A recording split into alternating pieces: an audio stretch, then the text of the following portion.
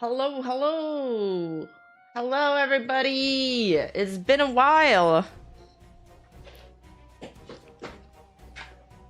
Hi. Before we start, quick shout out to my latest sponsor, GamerSup. I'm now affiliated with GamerSup. Make sure to go on the website and use the code CLOP to get 10% off all your orders. But even better, you can just get free samples from GamerSups. It's completely free. They ship worldwide. I know some of you live in some far out places. Hi, Straw. So make sure to go get your flavor. We need to get a bunch of them so we can eventually get our waifu cup.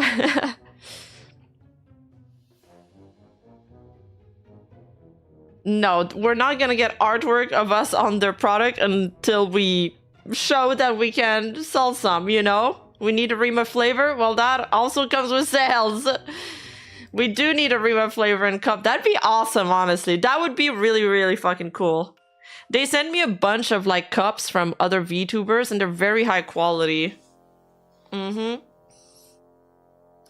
your flavor Sinister Grape? No, there was one for, oh yes, like the sleep aid flavor could be called Nightmare. But you know, mare written like separately, like a horse. Get it? Yes, the more you guys buy, the closer I'll get to getting the waifu cup or a flavor. We need to get a certain amount. Right? Nightmare would be great. Like in Code Geass? I haven't watched Code Geass. I tried, but every time, just not really getting into it. I think it's because it's such an old show. I know everybody told me it was really good, but I think there's not enough like stuff for my ADHD mind. Yes, Nightmare, like Namans just wrote it, like this.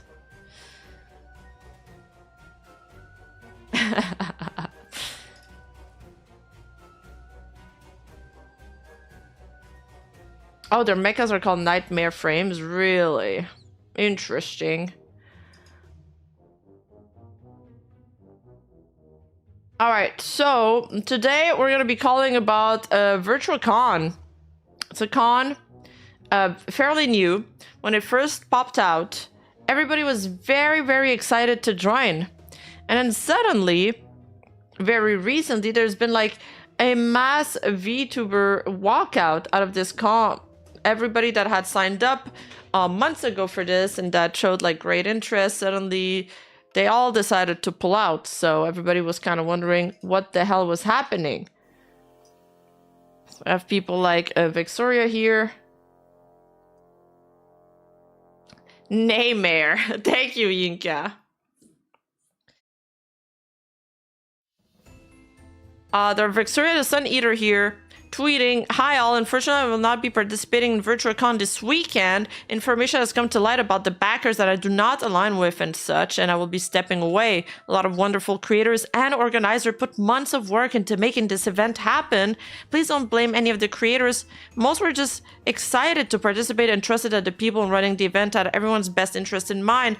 A lot of work was put in today digging into information that were provided and became clear that trust was unfortunately misplaced. Thank you for your understanding." Thank you, Midnight Rider. Thank you for the 100 bits. I need Rima to figure out what's going on for me. Oh yeah, we're gonna figure it out all together. So yeah, there's all these people pulling out, and I mean, let me just start with the call out post then. From my understanding, so the thing that's fucked though is that the con is this weekend, and now I don't know how the con's still gonna happen, right? Because everybody's leaving. But there's Cyrobi here who initially made a bunch of posts on this company. So on November 12th, they announced Merryweather. He was going to join the fight. There's a bunch of other big VTubers that were supposed to join as well. And Syrup tweets, someone should probably warn Mary Dog and Kobe Fefe-chan that this thing looks like it uses AI art and reeks of scam. I was contacted by them a few months ago and it was nothing but red flags. Email looks ChatGPT generated and was also flagged by Gmail itself. Very sus stuff emo. Hi Fish! Thank you for the 14 months. Thank you, thank you. So we can see this email was flagged. It said, dear name Syrope NA. So already there's like a little misinput here. It's a pleasure to meet you. My name is Chloe and I help run VirtuaCon, where we work with VTubers on brand partnerships and sponsorship opportunities. With the significant growth we've seen in the space recently, we're excited to be launching a new initiative. This November-December, VirtuaCon will be hosting a 2-day Twitch festival featuring some of the most recognized names of the VTubing community, yada yada. I mean, the rest of the email doesn't look that bad. A lot of sponsor emails are, you know, ChatGPT generated. I don't really mind the use of, you know, written AI as much. I get why people have an issue with the art because we're in the VTuber community. But, I mean, yeah, I think if I received an email like that, I would probably disregard it. But sometimes I reply because you never know. But I never click on the links, though. Yeah, I think the name, dear name, and then have your name after, that is hella scuff. That is hella scuff. Yeah, exactly what Straub is saying.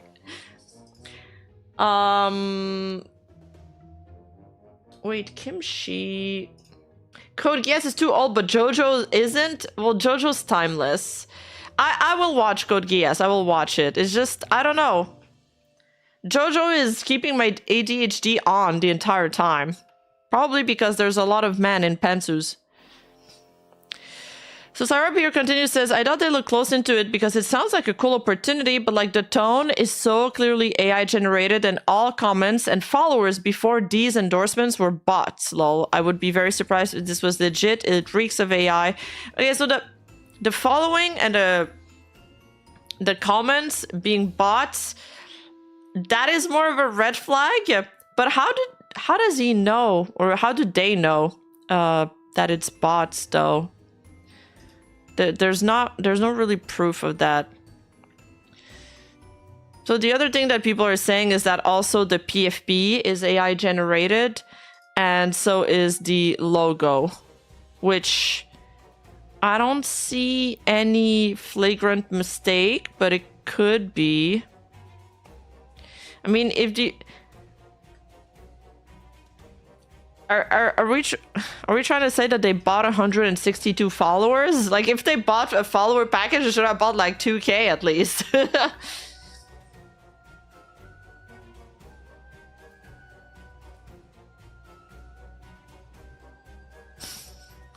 The key to AI tools, if you use it as a start but not the end result, use it to explore idea, but you should be writing the damn thing at the end. They usually don't. What do you mean they usually don't? What? Oh yeah, defo AI for the PFP? Yeah, I think so. I feel like some of this is lacking proof. It seems like some assumptions, not saying it's true at all, but I haven't really seen so much proof of the scams claim. Yeah, me too. I think there's a bunch of claims that are valid, and there's a lot of assumptions like the scam. So the other thing is that this con is also supposed to run a charity, and now people are worried that the charity money won't actually be going to the charity. But I mean, if they're going directly through the charity link, like VTUBERS charity, for example, did, or Iron Mouse, then it should be fine. We're lacking a little bit of information about how the logistics are run. Get ready, everyone. The future of digital entertainment is here. We are incredibly excited to announce VirtuaCon 2025, the premier 2-day virtual fan convention, bringing together the world's most popular VTubers. Oh, tubers. Not even VTubers, for an immersive 28-hour event on Twitch. VirtuaCon is more than just a stream. It's a landmark event designed to celebrate and unite the global VTuber community. And then this is the event page. A groundbreaking celebration. Welcome to VirtuaCon, an unprecedented 2-day online event. This marks the very first gathering of its kind. This flyer looks okay. This is, yeah, probably AI. All right, let's see what's next.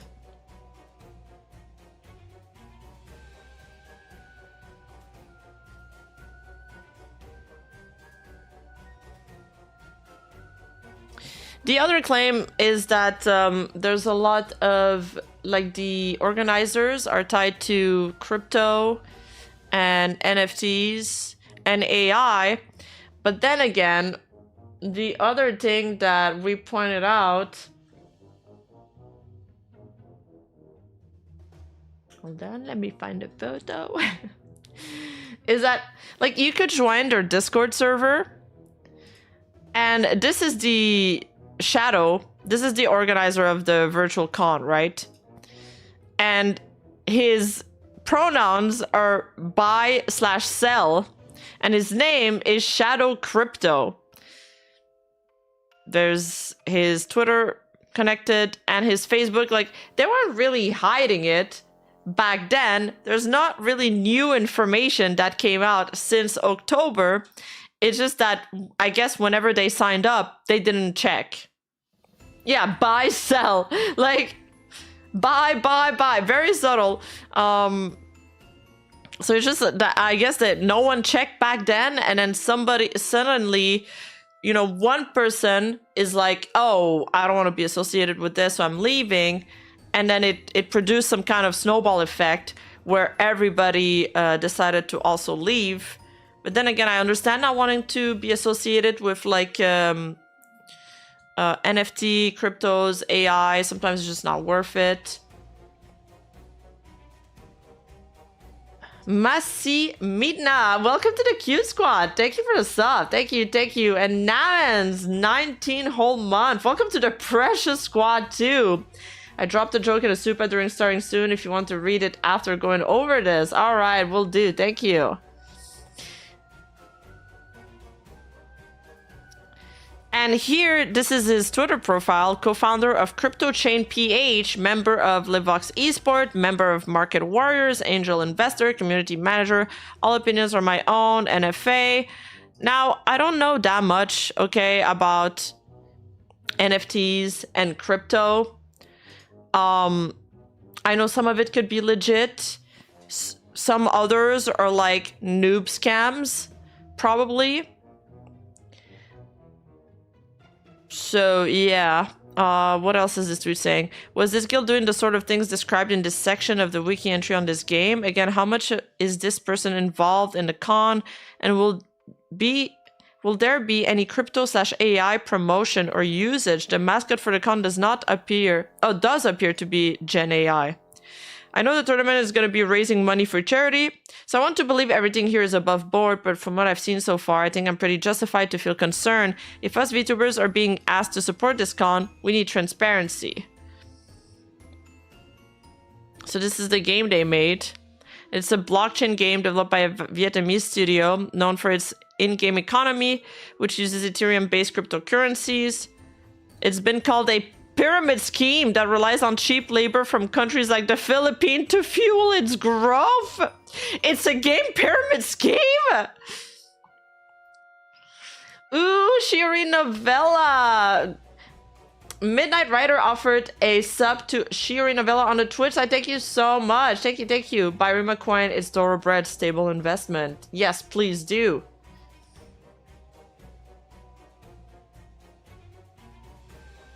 But yeah, Nuzagi did this for sure. Our best Axie Infinity scholars receive additional Axie to increase their energy from 20 to 40 so they can play more. Why would you ever play those games though? Like, who does that? Who thinks this is a good idea? Oh, they launched that during the pandemic too. The cryptocurrency's volatility strongly affected the game's viability as a source of income. By July 2021, during a high point in the cost of the game's cryptocurrency, some full-time users of the app in the Philippines were making significantly more than the national monthly average. That's why they're playing it. But by April 3rd, 2022, the price of the cryptocurrency had dropped by 94%. The game's popularity in the country stemmed from the economic hardship caused by the pandemic, during which many residents lost their original source of income. The main motivation behind playing the game was primarily to receive approximately the same amount of income within a few hours a day as with full-time employment. Can you guys believe that? So they were so down bad during the pandemic in the Philippines that playing this game was like worth more than their national income. Rada Zero! Welcome, welcome! Thank you so much for the raid. Welcome, everybody. Enjoy your stay. We're just going over this VirtuaCon thing. Gom Nabby, thank you so much for the Twitch sub. Thank you, guys. And SJMCC13, thank you so much for the Twitch sub as well. Oh, Axie Infinity is, in fact, a terrible NFT game. It's a pay-to-play that can cost around 860 USD just to play. It used to allow people to make some money, but only for a few months. Yeah, I guess because it dropped by 94%. Wow, okay. It's pretty predatory.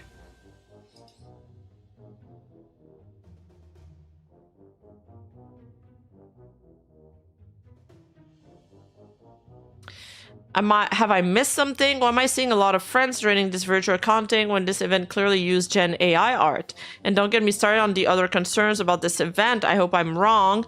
So I get this person is using an AI generator checker. I didn't even know that was a thing. It says it's fully AI. Same with this one. I don't know how accurate these things are. I know like in one of my videos, a lot of people were saying that it wasn't. Oh, the guy from Discord was a mod and not an owner. I don't know who the owner is, but I don't know if more info came out. I thought they were saying it was the owner.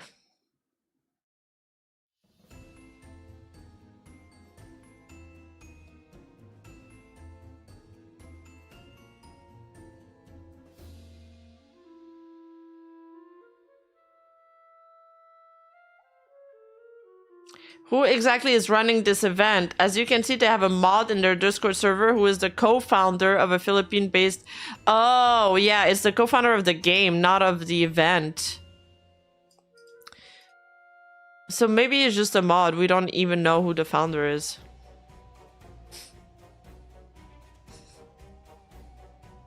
I found the brand guidelines for VirtuaCon, and this whole document is 100% Gen AI written. It says I've created 2 versions of the logo. Who did? Who's the artist? Yeah, I read that last night and those were really scuffed. VirtuaCon brand guidelines. I've created 2 versions of the logo, so we're covered no matter where we need to use it. Like, what the fuck is this? Primary logo, full word mark. This is our main logo. It's paired with those distinctive cat fox ears that blend into a headset. And then the secondary logo is that this is not how brand guidelines are supposed to look like. And then for the typography, they're like describing what the font is, and they're like think Montserrat or Poppins, but it's probably because they can't use a font when they're doing the words. I don't think Gen AI is there where you can just input a font and be like, use this font for the logo.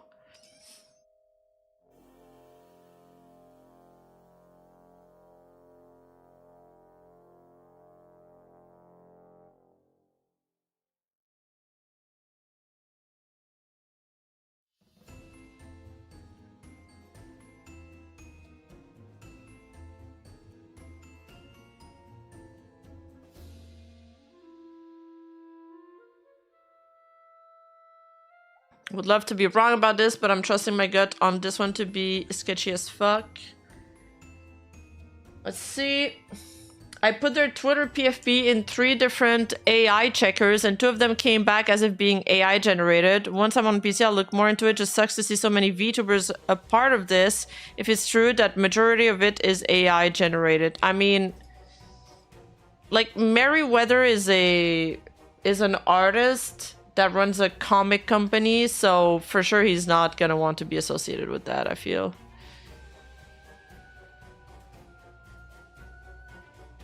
I don't know if it's even worth putting these images in those AI checkers, by the way. Their mascot is also two-thirds AI generated, they say.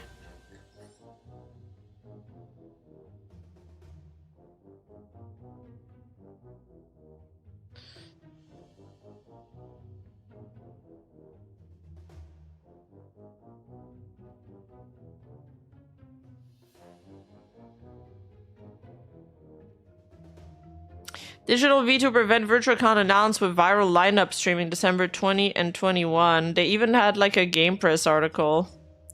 VirtuaCon kicks off its maiden 2-day event with talent including Deme, Fefe, and Merryweather. Audience can anticipate digital concerts, indie game showcase, competitions, and a charity fundraising.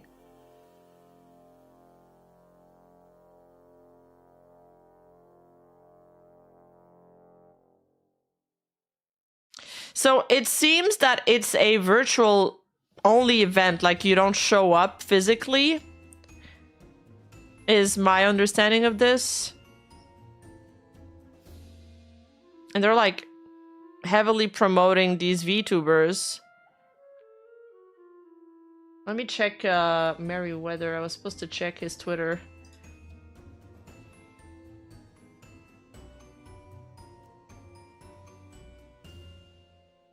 No, the last tweet he did was really D's. Like, he just came back from Europe.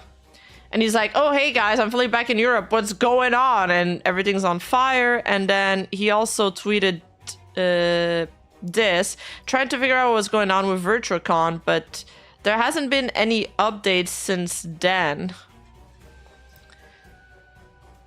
So maybe he's in talk with them at the moment.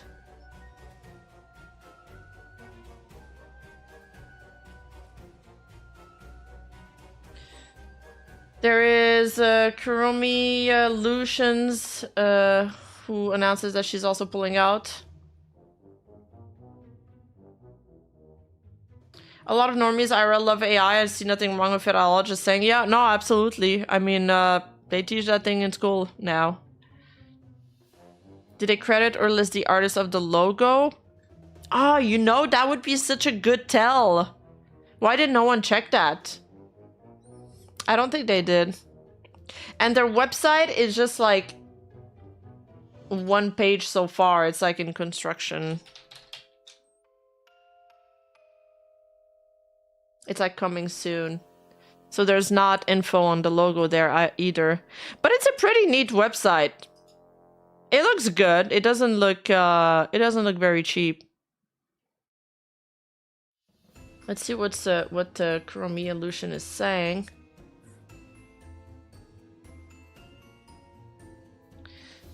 I will not be participating in Virtua Beat / VirtuaCon this weekend. I want to thank everyone I got to meet during the making of the concert. This was going to be my first time running an entire group concert. I was really looking forward to letting all of my wonderful friends shine. And unfortunately, sometimes as creator, we have the choice to power through uncertainty or step away to protect our branding and image. And that is what had happened today. I'll be doing my best with upcoming events and concerts that are run by myself and my own team, and find a place for the wonderful singers I got to work with. Everyone deserves a chance to shine, and I'm determined to make that happen for everyone that trusted me with their performance. I would like to further note that I'm not part of or employed by the VirtuaCon team, was asked to participate just like every other creator impacted.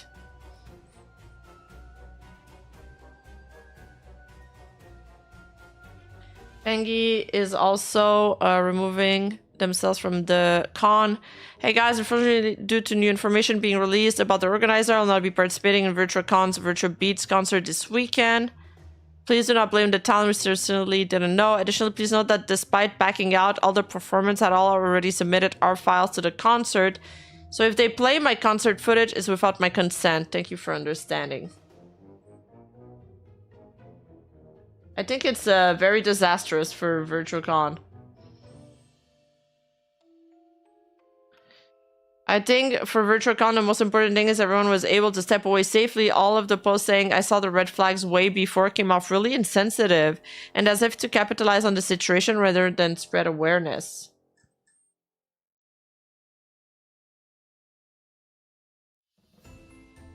Feifei is also pulling out with her group, Team Feifei.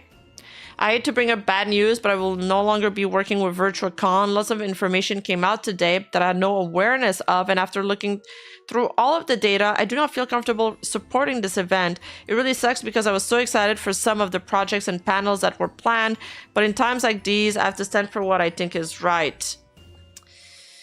They need more clarity if they want people to stay, that's for sure. Yeah, they need transparency, and I guess maybe they asked and they didn't get the answers they wanted.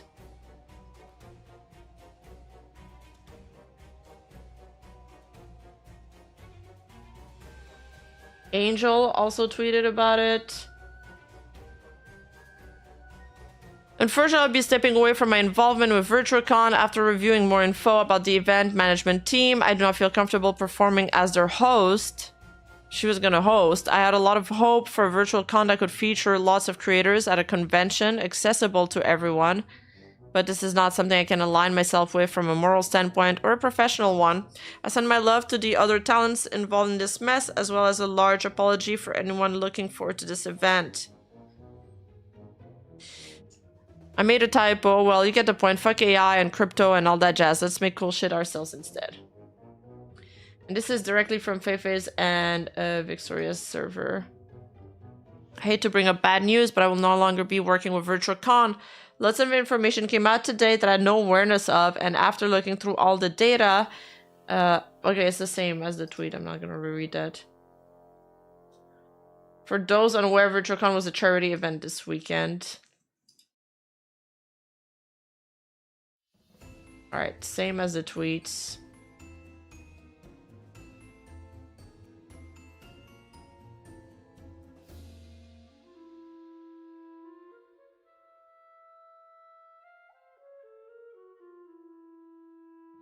Turns out the con was a con shot. Okay, that one was good. I'll give you that one. That was good. Pretty sure it's the same one that spammed me over and over both here and an email. I responded to them asking for more information and their deck, and they claimed to have. They ghosted. So it seems that we're spamming VTubers before. Not to pry, but for the sake of hobbyist journalism, would it happen to be related to the sudden public departure of a lot of big name talents popping up on the timeline?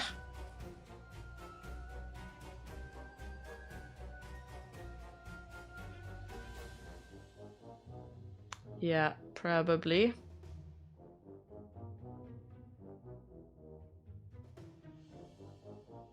Okay, I'm gonna skip reading over every single tweet that says they're pulling away.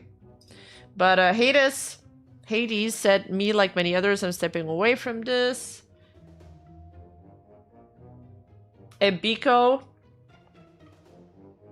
following information that came to our attention today, the Tots will no longer be participating in VirtuaCon. We apologize to those who were looking forward to it and thank our communities for understanding.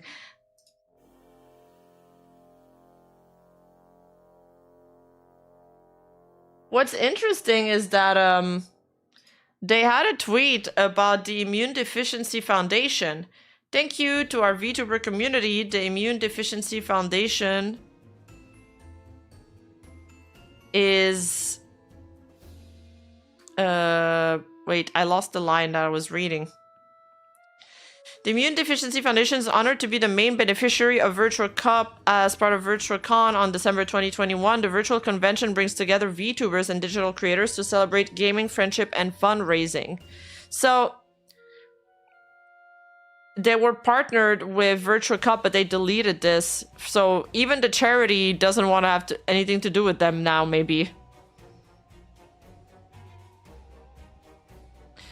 Oh, really? Saw someone say they received an email from the Immune Deficiency Foundation saying that VirtuaCon is cancelled. Can't tell if it's real though.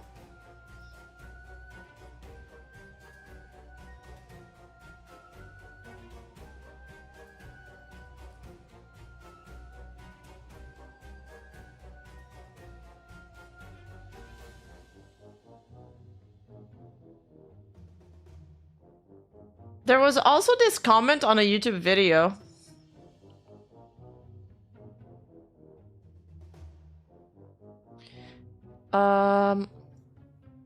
This is the email that allegedly that person received from the Immune Deficiency Foundation saying that it got cancelled. VirtuaCon has been cancelled. If you plan to donate or set up a fundraiser, this may be disappointing news. It is to us as well. Trust and transparency are just value we list. They're commitments we honor. When we partner with creators or fundraiser, we lead with the expectation that our partners are also serving our community responsibly. While we're disappointed that this fundraising opportunity won't come to fruition, we remain committed to our work supporting the PI community. If you were planning to donate through VirtuaCon, we invite you to contribute directly to our organization. So the con might not just happen, but then again, this could be fake, so take this with a grain of salt. We got it from a Discord.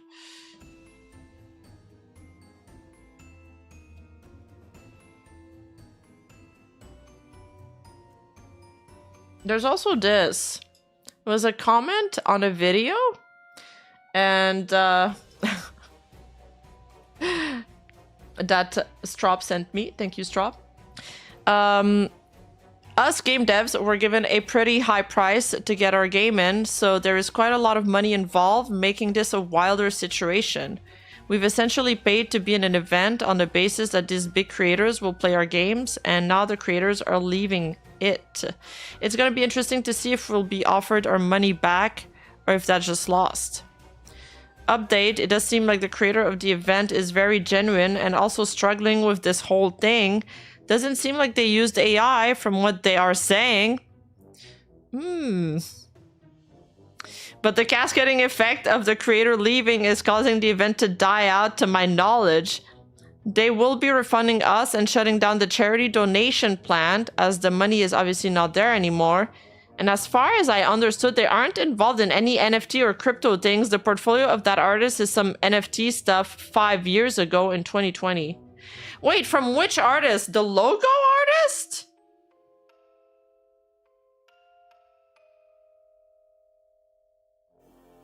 Can we just reverse search it though?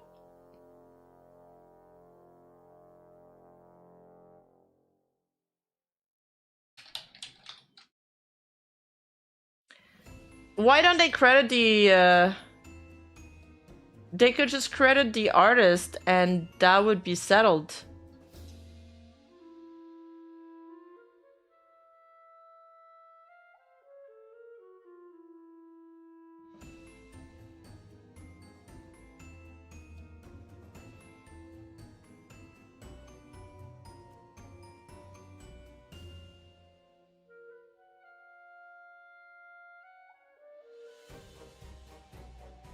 Okay, I can't find any match that's not them.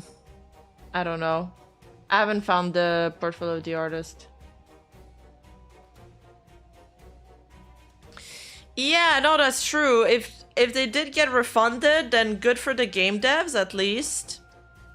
This game dev seems to trust the organizer of the event, also saying that he's not involved in NFT or crypto stuff. I mean, if they're not involved, that does change his thing. But why lie about the AI? Anyway, that could all be cleared out though if they just tell us who the artist is.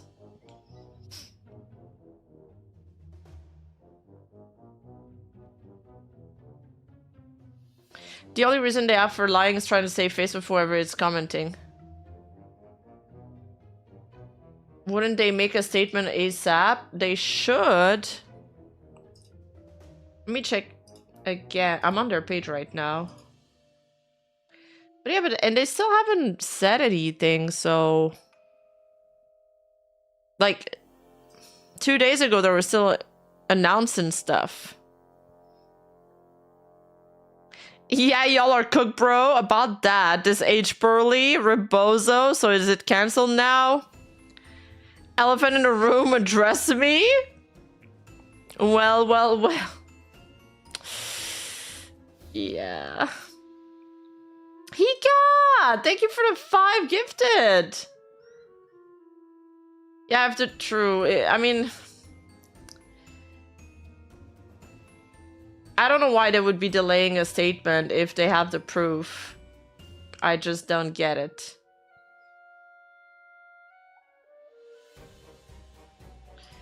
Niaru also commented on this, saying, I remember getting spammed emails from this event, but after a 10-minute research, there were so many red flags. I rejected their proposal and went along my day.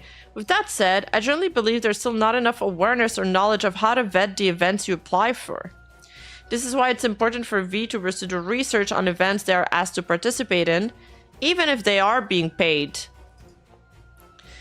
Oh, maybe the VTubers were being paid, which explains why they didn't really vet it thoroughly. But I don't know. I'm just assuming this from this post. Is it worth associating your brand with allegations of foreign crypto scams? How did we miss the very obvious generative branding? I can only hope the VTubers who accepted to participate can at least come out of this without too much trouble. Yeah. Throwback to, oh my god, Harry, the CEO.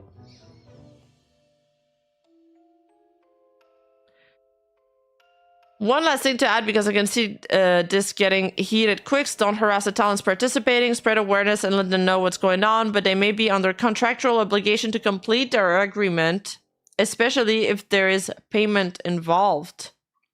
There's still many VTubers that are new to navigating the convention and event sector of the fandom industry. Let it be a lesson learned, but not something to hold over their head. It must be kind of tricky to vet events. I feel like people just go to the events where there's already a big audience and, you know, other years under their belts where other VTubers have showed up, so like, you know, these are safe. But if it's a brand new thing, yeah. Bye bye, Blue Destiny.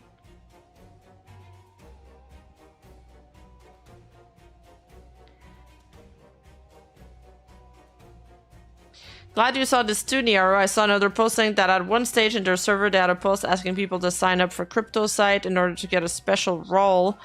I'm presuming they are playing at least a few of the guests, but they are paying at least a few of the guests, but I'm hoping so much that everyone gets paid and the charity money is sent properly. Still, I really hate the idea of tech bros once again trying to exploit our industry and making it seem more viable for other tech bros to try as well. It's the best outcome we can have for now, despite us knowing deep down it won't be that clean. I also hope talents can review their contract if it's legally binding to see if they can renegotiate to prevent the potential harm of exposing their audience to the scam. There's only so much that can be done at this point, and it kind of sucks.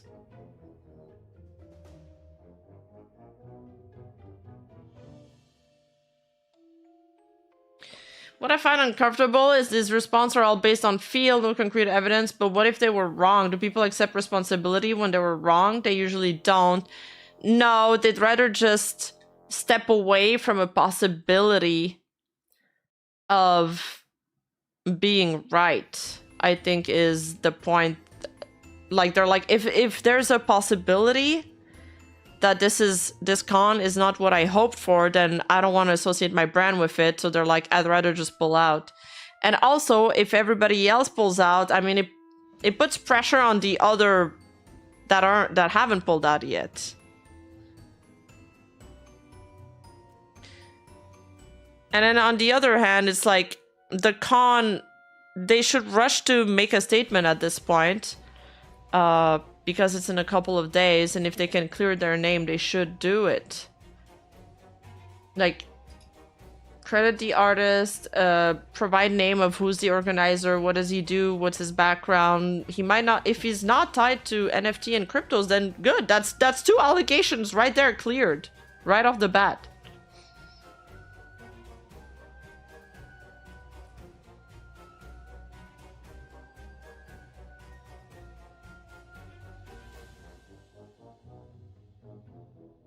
But yeah, I even the allegations lack evidence. That is true.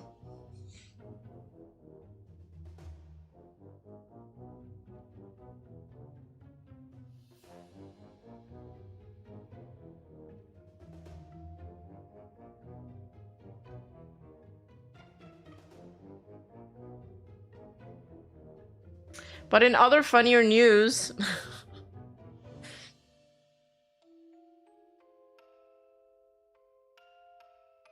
Wait, where do I start? I start here. Do you guys know how we reacted to that Caleb Hammer video the other day, the financial audit guy? Him and Asmongold are trying to get Frogan to come to the show. Frogan, $20,000 currently to come on financial audit. Legit, my team and I will respect what you wish to talk about and not talk about. I want to set you up for financial success. Let's do this thing. Caleb Hammer offers to match Asmongold 10k charity dono for Frogan to appear on financial audit or give her 5k personally. Asmon can do whatever he wants with his 10k. I'll match that 10k donation to charity of your choice so you can choose. 5k to you.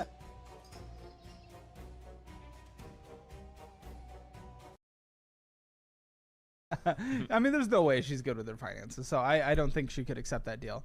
Mr. Gold, if you hear this, let's just make it $10 for her to come on the show, and I'll match that 10,000 to come on the show to charity of her choice, and I'll match that. And then anyone else that wants to contribute to the pile, feel free. What's next in the Frogan lore? You don't know what you did. Oh my God, he just goes on there and calls her broke and makes her cry. He's like, what's wrong? She should move. Which I will do. Oh, happily. The breakdown is going to be great. She's not going to come on. No. There's no way. 20,000 hours to the charity of your choice sounds pretty awesome. It does. I don't think she gives a fuck though. No, she doesn't. She's performative. Charity wise. People if this was 20,000 personally, I think she'd consider it. Sure. But I don't. People like this that are performative activists, they don't actually give a fuck. No. They just want to sit there and milk and feel good and get their support based on what they advocate for. It's so stupid. Okay, well, I'll amend my offer. Asmon can do whatever he wants with his 10. I'll match that donation, 10,000 to a charity of your choice, or you can choose, and it has to be publicly disclosed, or 5,000 hours cash to you. Whoa. Okay. So you choose 10,000 to charity or 5,000 to you. Let's find out. See where her Again, we will be respectful. I don't think she'll take the 5k. But she responded in a pretty long post. I don't need a YouTube fight because she was like crying for money to her audience. And she says, I don't need a YouTube financial advisor to try to degrade me for content since that's what's popular. Let me clear a few things. I mean, he does say in the video that he'll do that too. If he was trying to convince her, he should have kept that on the DL. I wasn't crying to my audience for money. I had a normal reaction to what a friend said when they called in. People sit in my chat and screen record the entire thing. Clipping is turned off on my channel. Why is clipping turned off on your channel? Solely to hate watch and post clips out of context. And I'm allowed to have feelings about my own life with the community I've built. I mean, what's the point of doing that? People will find ways around clipping. I've loved streaming for years and wouldn't be doing it still if there weren't so many positives. But after being harassed, targeted, and dogpiled across every space of the internet for over 2 years now, I think my attitude towards streaming should be expected. Ultimately, at the end of the day, it is my primary source of income and I have to show up regardless of how I feel. I make no ad revenue anymore and haven't for over a year because Twitch took it away from me when I was wrongfully banned. It was a huge part of my income and now I solely rely on subscribers in terms of Twitch, which is more unpredictable. I am actively working on diversifying my content across different platforms and shifting my talents to behind-the-scene production work for other content creators so I can have more revenue streams. If I am suddenly not getting the subscribers I have been getting for years on top of no ad rev, I'm obviously going to struggle. The platform has also been seeing a steady decline of spending, and many other long-term full-time streamers are feeling it as well, especially in the last few months. I'm not struggling due to poor budgeting or frivolous spending. Money is tight in a lot of industries right now. She's right about that part. Money is tight in a lot of industries right now. So no, I will not be coming to your show. I have seen your content and it doesn't align with what I'm experiencing. As a fellow content creator, I hope you understand how the complexities of this career path can affect someone's financial situation, how it has no place to be discussed on your show. But please don't stop yourself from donating to charity on my behalf. But I feel like you know, like I don't like how she's I still don't feel bad about her because she's just been horrible, and that's why people don't like her. That's why she's being targeted. That's why she's being harassed, because she's been constantly like doubling and tripling down everything she's been saying.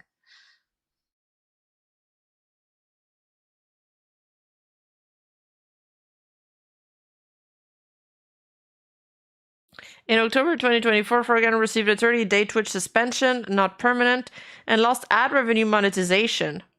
Twitch cited targeted hateful conduct. A resurfaced clip showed her saying she had no pity for US soldiers and hopes some to get PTSD. Oh my god, I remember that. Twitch has banned streamer Frogan following a rant saying American soldier deserves PTSD. Why does she say she's been wrongfully banned?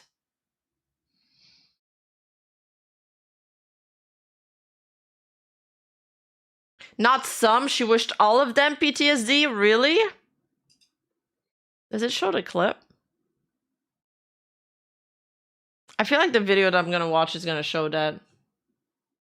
She did not get banned for that, and it was some. She was suspended.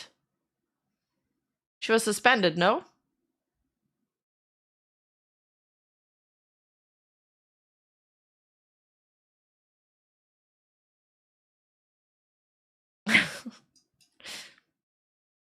I like that this video is just called Her Karma.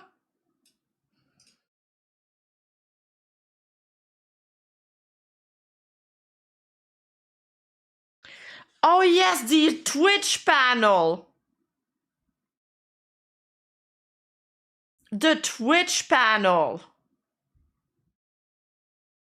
It was like the beginning of a sponsor Twitch adpocalypse. Yeah, the racist tier list she did. Oh my god. Old friend of the show, one of my favorite hijabis in the world. Oh. That's I on have me. no pity at all for any soldiers. I will never have any pity for any I knew they would pull out the clip. So this is the first rant for the suspension, I think. soldiers. The U.S. military? Boo f***ing who? I hope you get PTSD. Ew. Is that streaming? Is that streaming content? We gotta I'm gonna do that. chomp on a whole ass meal in front of you. We eat good today. How do you feel about U.S. and Syria? I hope you get PTSD. Oh, you're like, oh my god, I want my Camaro, no student loans. Fuck you. I hope you get PTSD. Many months later. We are only 11 subs away. Do the math. Mama needs to pay rent. Could you stop begging for rent? I keep watching and I'm like, oh, here she goes again, begging for rent. Okay, we were having fun. You're the one that fucking ruined everything. It's just it was a content joke. How much does her nail cost, you Fine. guys think? And Twitch streaming Okay. sucks. I fucking hate it. It's been bad for a few months. My girl. My girl. Are you hungry? You're not the same when you're hungry. Hey, talk that shit. Yo. I'm just like, I keep watching and I'm like, oh, here she goes again, begging for rent. Okay, Like, I'm some of us tired don't. it. Okay, then pay my fucking rent. It's kind of like DSP. I mean, dude, like, nails are expensive. I haven't gotten my nails done for 2 years. I just got them now for the first time, like, in forever, because I wanted to have them done for Christmas, and I wanted to do something nice for myself. And I went to the cheapest place possible, and it cost me $40. But usually it's $90. $90. And I'm only getting gel. She's getting the fake nails. So that must be more. That must be like more than 100. Then you know my Venmo. Send me that shit. You know what? You know what you should do? You should move back home and start a new life. That's what you should. Sorry, I'm not a loser and live with my brother like you do. So What's wrong with you? nothing. I mean, honestly, if you gotta rely on other people donating money to you to live alone, you might as well go back to your parents' house until you settle in your financial situation. Oh, there is a clip of her saying $120-ish. Hooves, Rima, you get hooves done. Yeah, well, horses do need their hooves tended. These things can, you know, get bad if they're not tended. No, you're gonna call me after stream so we could talk about it like normal people and not on stream? No, I'm not. I hate when you told me to move back home.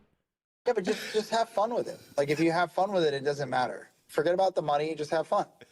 It's my job, though. I have to focus on the fucking money. I know you do, but that's, unfortunately, like, you can't control the money. You can only control the content, you know? Like, you can't control how much money people... I just want to say I'm so glad that thoughts and prayers work because I've been praying this girl gets PTSD.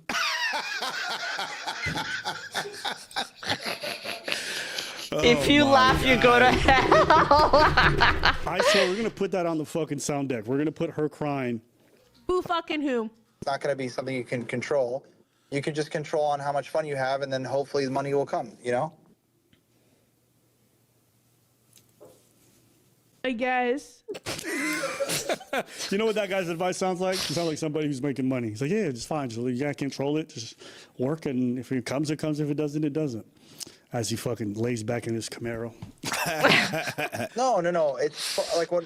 Honestly, like, you can't control it. People are hurting right now. It's not a great time for anyone to like be giving, you know, discretionary funds. Mm-hmm.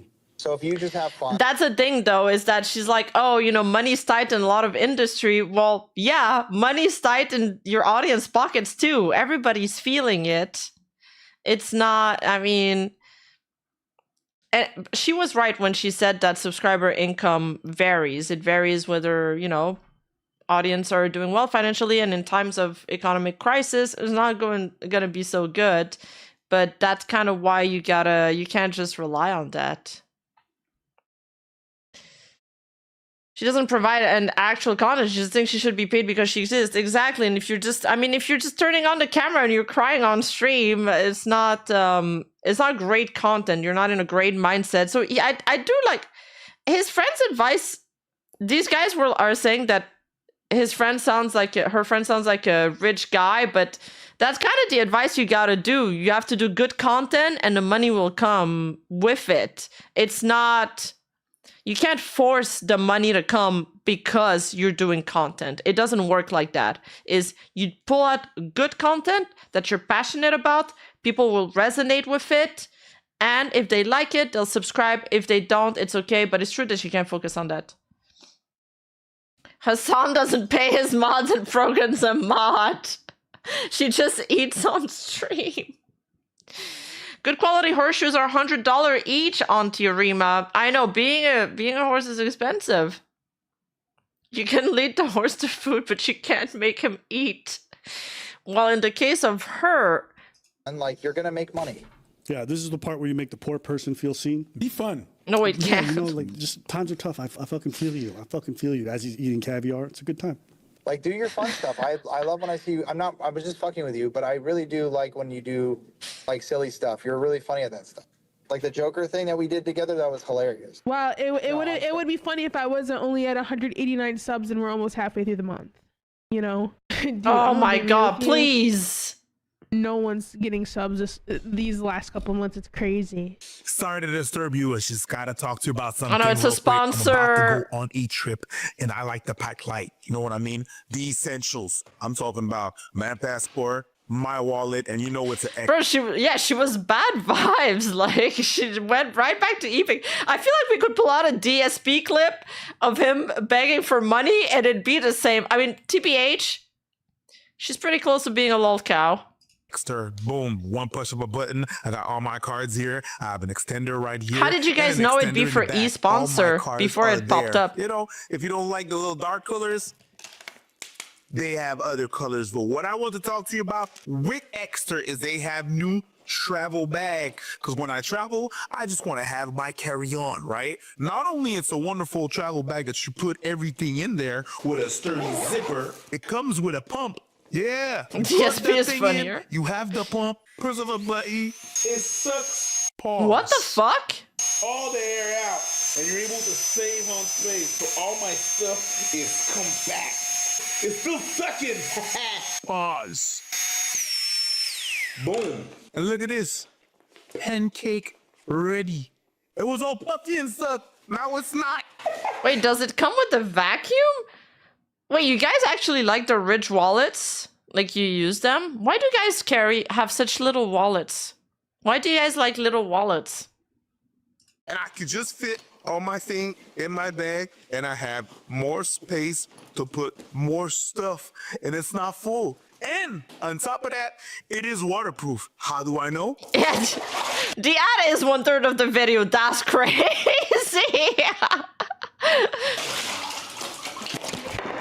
I got one up right here that I did. Just suck out the air of the bag yourself. Zip it open. Yes, I got a bottle of wine because, you know, we want to put your alcohol there being safe. If it's spilled, it stays in the bag. And boom, dry. Get your bag right now. And since it's Christmas or the holidays, whatever floats your boat, that means you can get 54% off site-wide. Yeah, and if you use the promo code Abba and Preach, you get an additional 10% off. And you can use the promo code. You click on the link below right now, or you can use the QR code. Get your bag. Get your bag, get it? You already know I got the wallet. But these, phenomenal. He always makes Breach do the ad reads. It's really funny. After all that sucking, that's wet. Hey, so you know she been stressed out. If you don't know why, it's because Ethan Klein's been suing the shit out of her and 2 other streamers. Yes, True. I'm starting to suspect that Frogan doesn't have an attorney at all. She knows she's being sued. She's literally acknowledged it online. One of them got on and apologized, was crying, saying I shouldn't have done that. I want to begin by stating I take responsibility for infringing the content nuke. This lawsuit has given me a greater understanding of copyright protection. You know, at first they were like, yo, fuck you, Ethan, fuck your lawsuit, blah, blah. And now they're like... The lawsuit was not frivolous. When I said the lawsuit was frivolous and based on misogyny, it was to garner sympathy. Why did he get sued by Ethan again? Because they would eat and then plays videos and not talk. Yes, I remember Copyright that. infringement. Yes. Dude, Ethan is the king of copyright. Like, wasn't he the one that won a big copyright lawsuit all the way back then? But now he's like flipping it on other people. He's like, now I know how it works, so I know when somebody's infringing. That's the first time I've seen a clip of Casey Tron not hitting a bong.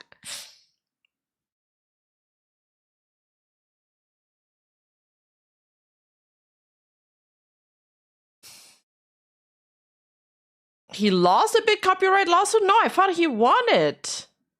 Am I misremembering this wrong? Context, Frogan won Streamer Award 23 Rising Star Award. Oh my god, I remember that. Everybody was mad about it. Hassan pushed her career, very politic. Ethan's client sued her over copyright infringement. Yeah, on the content nuke. Yeah, he won that lawsuit. Because Ethan did very elaborate skits. So he was like, this is... It has to be copyright protected. Yes, yes. So a lot of them play. Yeah, you can eat. You don't have to play his videos. And to be fair, that makes you feel better. He had an ironclad case because what they would do is they were playing the full 2 hour and they length said, on their stream. And they said, I don't want him to get views. Doesn't want people to know when it's dropping because we're all watching through other streamers. And I suggest you all watch it through other people as well. Yeah. Wait, what's going on with her blush though? Was she trying to match her mic color? Oh, she's doing a blush-a-thon. Okay, maybe it was part of a dono thing. Okay. We're all watching through other streamers. And I suggest you all watch it through other people as well. Blush layers 9. Yes. And then his lawyer saw the clips and then he put his dick on the table and went... And so Ethan's not going to get paid by these people because, you know, they're broke streamers. But I know he goes to bed at night and his erection's extra hard for his wife. Oh, yeah, when you vanquish your common enemies with your wife, when you fuck up people she hates, Yo, that job crazy. Especially when it's done by an ex-soldier. Bro, that IDF technique, torpedoes. I'm just. Dude, that Casey Tron clip where she apologized, it looks like she's held at gunpoint. She's like, and yes, when I said that this lawsuit was frivolous, I said it to garner sympathy. Like he gave her the script. Say, yeah. You're gonna be like, yes, and how about that? Yeah, held that lawyer point. BTS dick. Wow, I was about to go crazy too. I don't even know why. I was gonna say Ethan's kids ain't got no change like Gaza, and I was like, that's crazy. No, that's crazy. No, that's crazy. So but thank God you didn't say that. I said it on stream is gonna get clipped on, but yes. And look, you know. You're so dumb. You started letting them fucking IDF Israeli jokes fly, and then I'm like, bro, my comic brain was I'll get canceled. Nah, but listen, you know, as far as the lawsuits go, I think he had an ironclad case. They fucked around, they found out, and now they're crying. And at the end of the day, she's crying because she's getting demonetized. What happened? She's getting sued the fuck out, so she got to pay up. And so her stream's not doing good. She can't cover the legal fees, everything involved. Yeah? I guess it's all that. Wait, how is she gonna pay though? With 198 subs, bro, she's gotta go back to her parents' house. And it's wild too because like Ethan was very unpopular in a lot of circles because of his takes on Israel and Palestine, and you know, a lot of people who stay on that side of the aisle felt like they had a great case, and that's fine. But them playing themselves like this, just playing as content, they were just blatantly stealing. And they were admitting to why they were doing it, how they were doing it. So you crying now, it's like, okay, well, you didn't have no nuance or no remorse for any of the soldiers you wish PTSD on. You didn't have no nuance for all the people that you be shitting on. But now it's your turn. You commit crimes on, you know, take your L. Yep. She self-snitched on a body cam with a hijab instead of booty shorts. I'm just good. Someone said, to quote her, boo fucking who. Okay, that was funny. She's broke.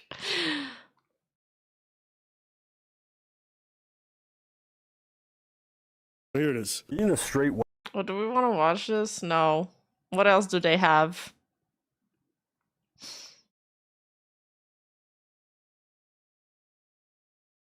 Oh no, not this! This is rage bait. There's a fascinating... Oh god, not this couple again.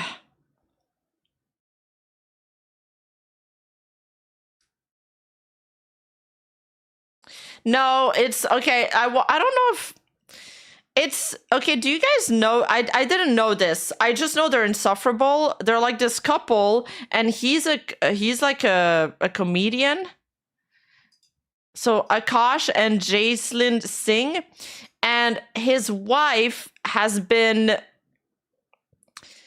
making jokes at his expense on like podcasts and stuff. But like, there's this compilation where he's trying to kiss her.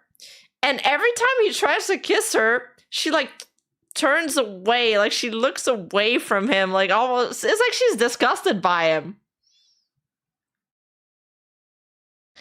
And she just says the most insufferable thing about her husband.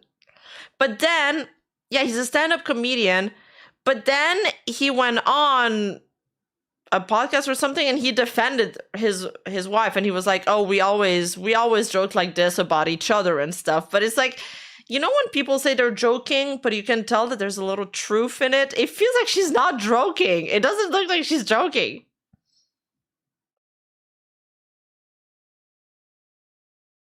Phenomenon going around with the concept of chastity and virginity. Pokimane. Can I tell you a secret? I'm really into Oh no, not this. And that can range. That had to be rage bait, by the way, too. The Pokimane clip that she made.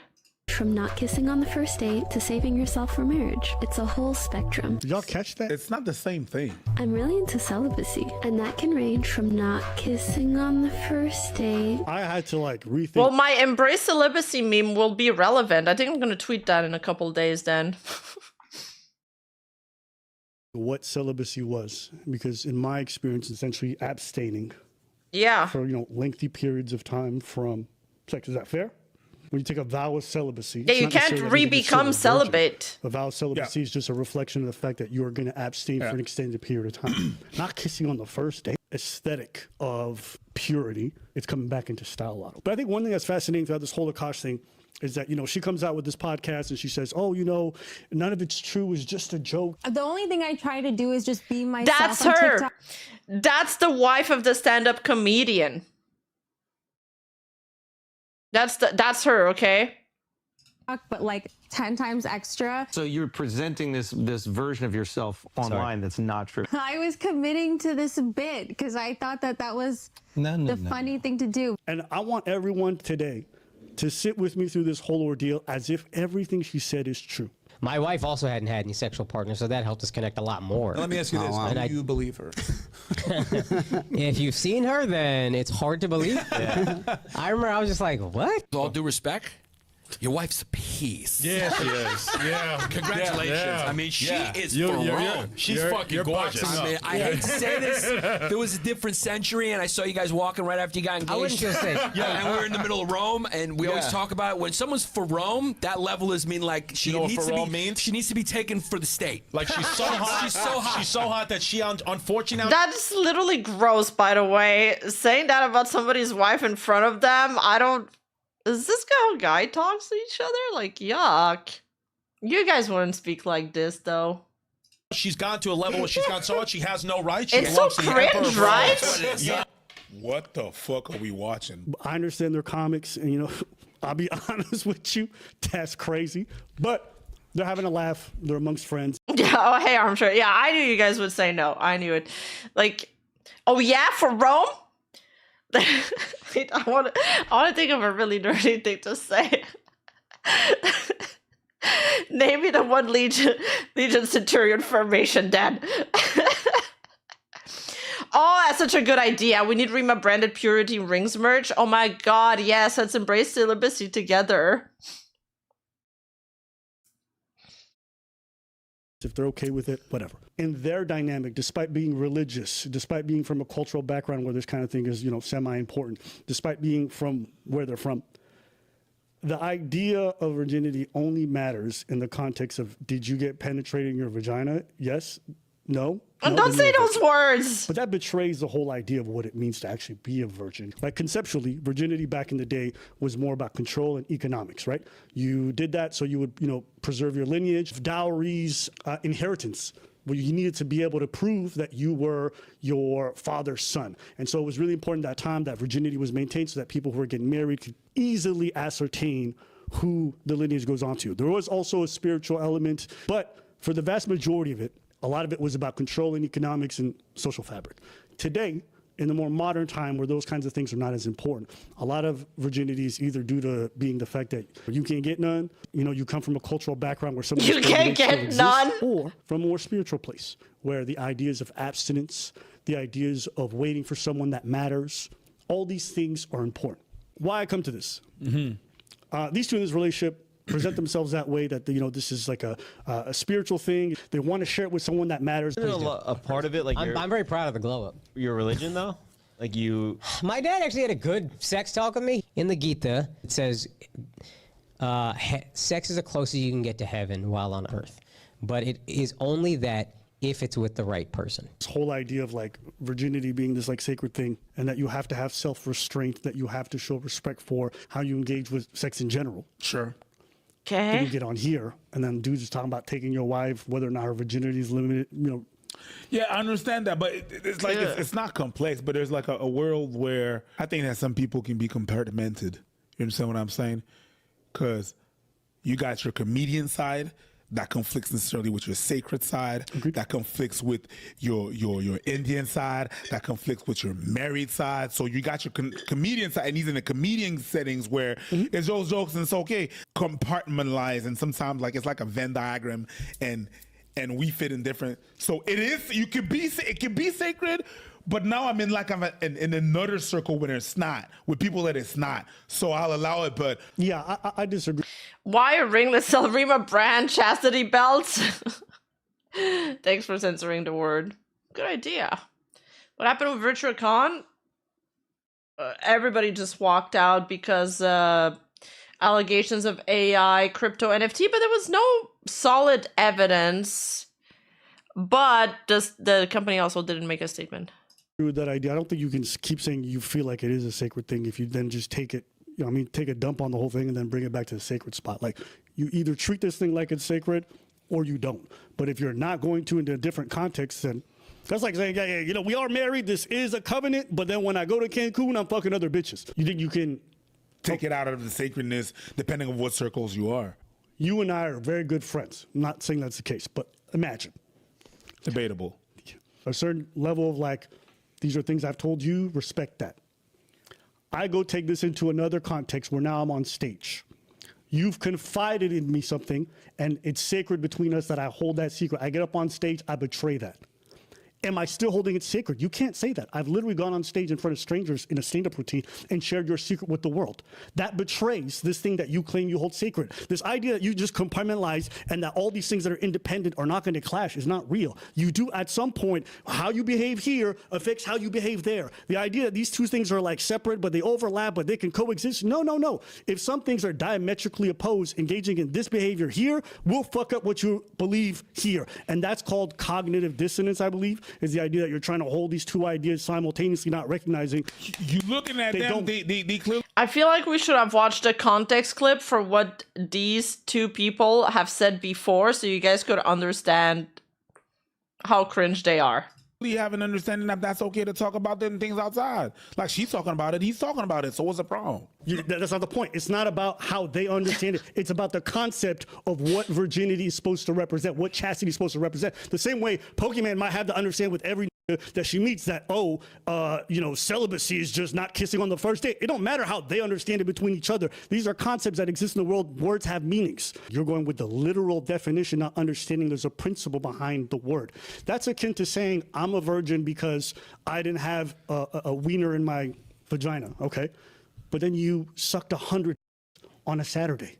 Huh? That betrays the essence of what virginity is supposed to represent. 100%. Yeah, okay, I agree with him. No, it does not. It does not, because then again, yes, it does not. It does not, because these people that allow this shit to happen, I got a back door. When they gonna look at that place in their scripture that said that virginity is the breakage of the hymen. If it's not broken, we're good. They're gonna be so specific with the definition that people are gonna roll their eyes. It's not just having intercourse for the scriptures. For the scriptures, it is hymen broken. That's what I know from my church.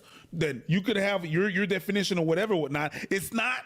They never talk about dick. They never put emphasis. We're gonna get demonetized. Dick. They're not or the mouth. They're not putting emphasis on none of that. The emphasis when you walk in a church. I'm talking about church because that's what I know. I don't know about them.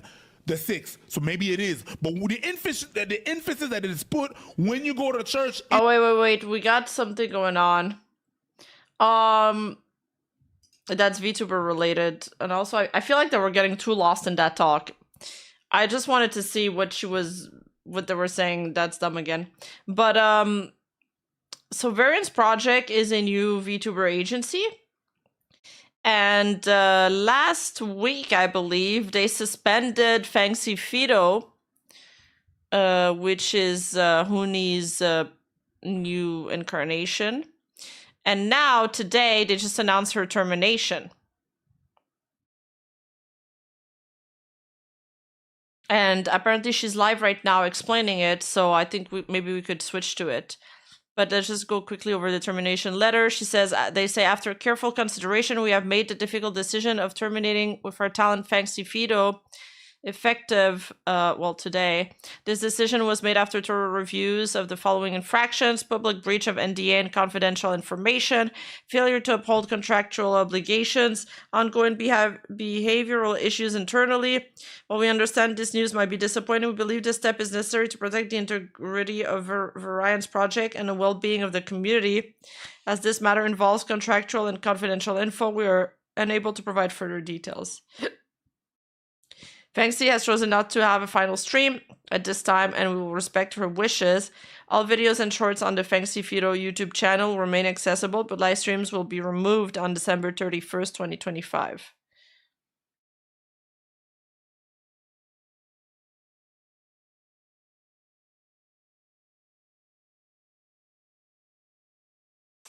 So she went back on the account she had, you know, kind of been on hiatus on, and says hi, and in another tweet, and in this tweet says we should catch up, and it's live now.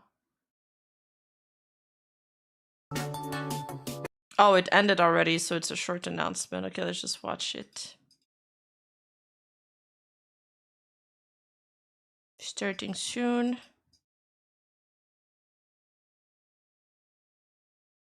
Is this it? Here, I guess. Hello. Hello. Okay. I know I'm really nervous about this stream. I'm sure Yeah, she's a lot super of you cute. are also. I've collabed with Huni before, at least twice. She's great. I love her. Very nervous about this stream. I'm sure everyone's going, ooh, oh, honey, what are you doing?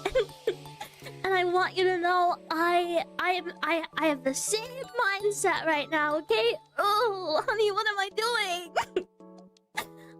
But I wanted to just, I just wanted to talk a little bit, and I wanted to say, I'm so thankful to have everyone come together like this. I'm really not used to multi-streaming, so please forgive me if it's a little scuffed. I also want to say, and I wanna really stress this one, and this is the most important part of the stream for me, and even just saying this, because the description thing was genuinely an accident and to a total stranger, and I don't know who that is. But please. Oh gosh. I'm gonna turn off the light. Cause I'm a little, Rose, I'm dumb. Rose, I'm dumb and stupid, okay? Rose, I'm dumb and stupid. Okay. Again, this is the most important part of the stream, so please listen to... Oh, am I cutting out? Am I cutting out? Am I good? Are we good? Is the background too loud? Hello? I'm sorry, I'm so... Oh, everything is going wrong. Everything is going so wrong. Hello? Are we still here? Are we good? Are we good? It's cutting out pretty bad. Oh, okay, wait. I think her gate is cutting off her mic a bit. Is this better? Can you hear me better now? She's just nervous. Yeah, I'm using the right mic. I don't have any settings set up for this mic on this account. Cause this mic is a bit newer. I don't understand. Well, she hasn't started explaining anything yet. She's just like, she's gonna start explaining soon when she fixes her mic. Okay, good. Good, I'm glad that it's not, worse. Still sounds quiet. Okay, what about now? What about now? Is that better? Good. Hello? Better now? Question mark? I can also turn the music down. Okay, are we better now? Are we good? Oh, I lost track. Should I start all over? I can't turn myself up more than this, can I? No, I can't turn myself up more than this. Okay, I'm gonna put the mic right here in front of my mouth. Right here, right in front of my mouth. You can probably hear me swallowing if you listen too close. Yeah, chomping. Okay. Oh my god. Okay. Sorry, I'll start over because I feel like I've already made this go so horrifically wrong for me. Okay. Yeah, I'm genuinely thank you so much everyone for coming. Thank you for all the new faces around here. It's so nice to meet everyone. Please don't mind the description. That was a genuine accident. It just set it to that. And I don't know why it did that, so that's a total stranger, and I'm upset at myself that happened. Okay, so let's, what am I doing? Okay, let's talk about what to me is the most important thing to get across here. To get across, I am not coming into this stream with the intention of dragging anyone down. If you came here to hear gossip and tea, I'm so sorry. You're at the wrong place. You're very sadly mistaken. What you are instead about to hear is me being myself. And so yeah, that's literally that's like genuinely the most important part. Is I'm not going to be going into this dragging anyone down. So if that's what you expect, I'm sorry. You have the wrong place. But there are things that I just can't talk about right now. But thank you everyone for respecting my privacy and worrying about me. Another important thing is please don't speculate or send hate to anyone you might think is involved. I don't care what you've read online. I don't care what you think you know. I don't like it. I don't like it. I really don't want you to send hate to anyone or speculate things because I don't like it. To be completely honest, I have had a hard couple of months due to my anxiety and medical issues. I've been through a lot of stress in real life, and especially with all of this happening right before Christmas. And like, because of that, I contemplated quitting streaming and kind of just deleting this account altogether, to be completely honest. I sat on it and I talked to the people closest to me and I got some advice. And you know, I listened and I thought really hard about it, and I decided that I'm not doing that. I decided to return to these accounts and to these communities because you guys have brought me nothing but joy in the past, and to be honest, I wasn't ready to say goodbye yet. I'm sorry if I sound shaky. I don't want to cry. I really don't want to cry.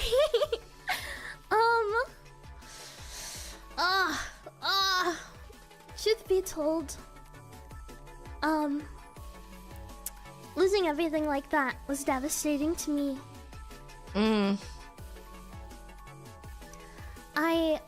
It makes it hard to feel connected to this persona after everything that's happened in your life and all of the changes I've gone through in my life. I feel like I've like gotten past it. And that being said, I want to return to these spaces with an open heart and an open mind. And within the next few weeks, oh god, within the next few weeks, This is what I wanted Huni to do on this stream. Air everyone out before you leave. No, but for real, okay, I'll let her talk and then I'll say my thoughts. I want to come back to this. I want to maybe start like host a donathon where we can raise money for us to rebrand to something that feels a little bit more like me. There's also a crowdfund on my phone for anyone who wants to contribute sooner, but really don't feel pressured because you're supporting me just by being here, just by listening to me talk. And I guess the biggest announcement is more so the fact that I would love to end my hiatus and come back to you guys if you'd have me. That's genuinely what I would love more than anything in the world. If you would take me back, I would love to come back. I would love to come back. That's what I want. I want that really, really bad. And thank you everyone who, again, worried about me. You've listened to what was archived? Christopher, send it to us in the Discord. And yeah. Everyone watching, I really hope I didn't say anything wrong. I thought really hard about what I wanted to say. Yeah. I'm sorry. I don't want to cry. I don't want to cry. I don't want to again delve into anything too much. just said I love you. I love you and thank you for coming. I'm sorry that this is so short. Yeah. Okay. I'll see you guys later. I love you so much. Thank you for all the support. Yeah. Okay. Bye-bye. What the heck did she say then? I don't know, but all I'm gonna say is I don't trust Variant's project. Not just because of this, I just didn't trust them from the start. They seem weird.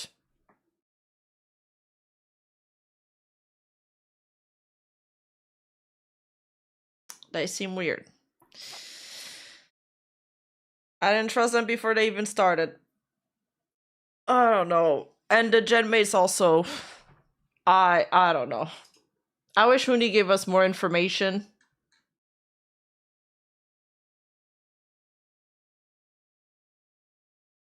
I didn't speak to her about it. I didn't ask her questions. But I heard from the grapevines that she was sort of backstabbed and was terminated and suspended unfairly, is what I heard. But again, it didn't come from a direct source. That's just what's being said behind the scenes. So, you know, it could be wrong. Take this as a mega grain of salt.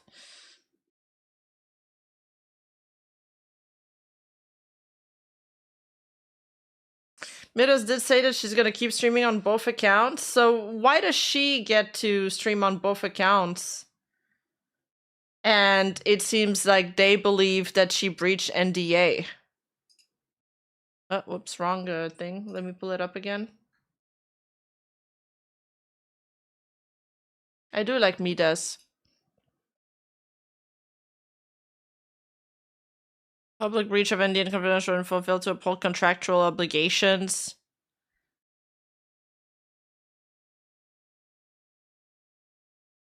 $20 beans to watch. The problem with VTubers by Royalty is here. Yeah, we could watch that. It's a good idea.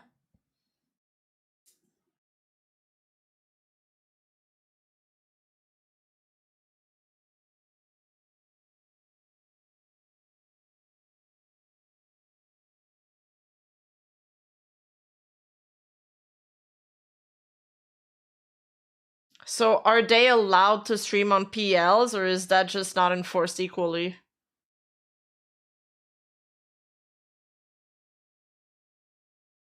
Well, you don't know who they are, but that's exactly why we don't trust them, because we don't know who they are. And the new corpo trust is like at an all-time low.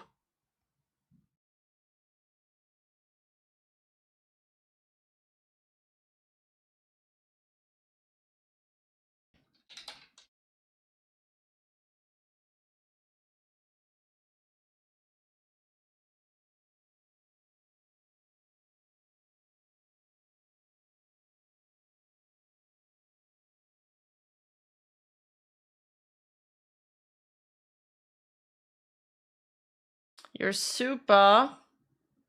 For obvious reason, I'm joining VirtuaCon this weekend. I need a place to be alone with my thoughts, and this seemed like the perfect place to do so. Okay, that's a good super chat, Namans. That's a good one.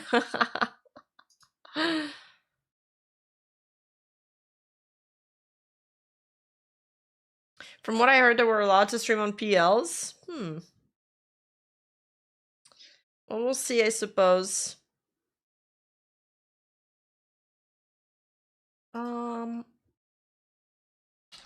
I want to react to something fun.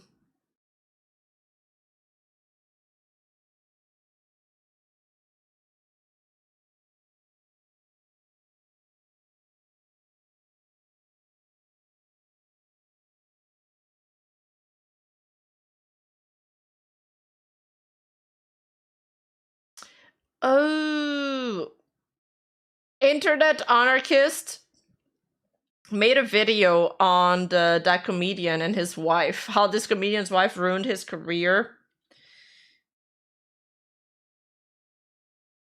She's gonna rage bait you guys.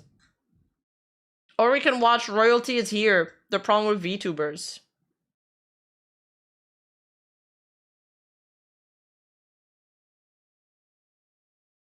Oh yeah, there's also this Miskiff thing real quick. And just some tweets, but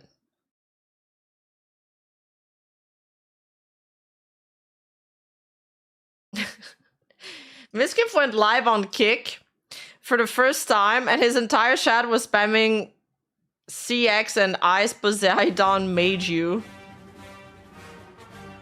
Ice made you.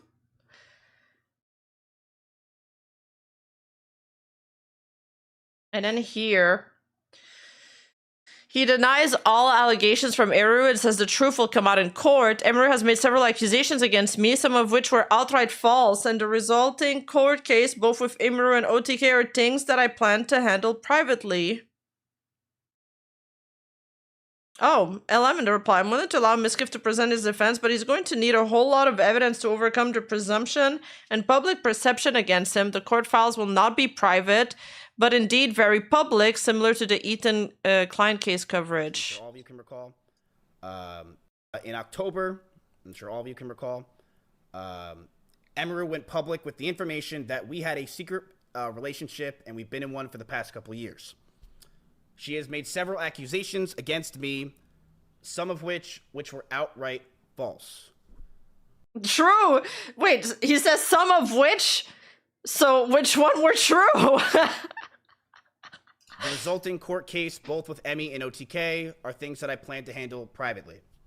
I want to make this very clear for people that either have watched YouTube videos or just want to completely not listen to anything that I said in my stream or have seen clips and may have been misinformed. I never sexually assaulted Emery. I never abused Emery. And I never stalked Emery. I'm not going to go into it any further because my lawyers are dealing with this and this is currently in a court case, but time will tell the truth.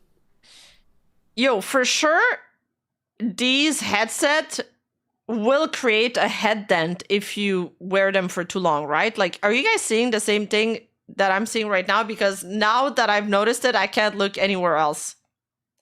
They sit like very flatly on his head. They're like pushing into it. Like, honestly, I think we got to the source of the problem here. That's it. I don't want people to think that I did any of those things. It never happened. I never said I did it, and it will be proven. Yeah, he's gotta get the bow dent. What is this clip? Is it the same? Of Warcraft. I will into the world of Warcraft. I will be just streaming on Kick. I will not be streaming on Twitch. That is not a thing anymore. Twitch is done. I saw Dan Clancy. Apparently, he stared at Peach Jar's boobs, and when I heard that he did that, I was immediately disgusted by the website, and I left. Right. That's totally the reason why. That's totally the reason why. He's trying to give it like a noble reason why he's leaving Twitch. Bitch, shut the fuck up. The head dents from the plushies? Yeah. You all can understand. I think. What happened to full demon time? Why does he want it to be private now? I thought he was gonna go full demon mode. That is disgusting that he stared at an OnlyFans girl's boobs, and I just couldn't believe it. So I packed my bags, and I left. And I'm sure that Peach Jar's got a nice bag from Dan Clancy for that, and I just couldn't be there. So I had to choose one of the poisons. The poisons of evil or Twitch. Basically the same thing. Into the world of work.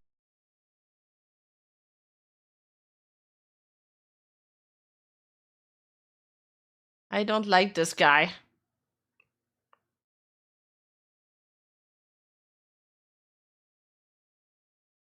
I don't know about you guys, but I don't like this guy.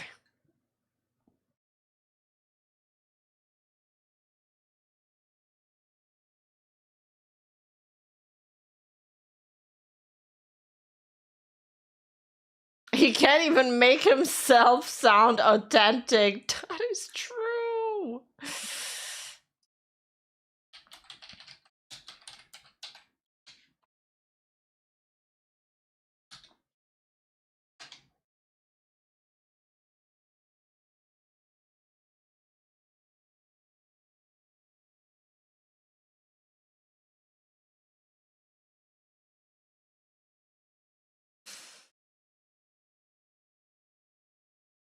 For 1 million views on this video. That's crazy. The brutal humiliation of a mid-tier comedian. What should we watch, chat? Hi, Taiga! Or should we watch some Rev Says Desu video?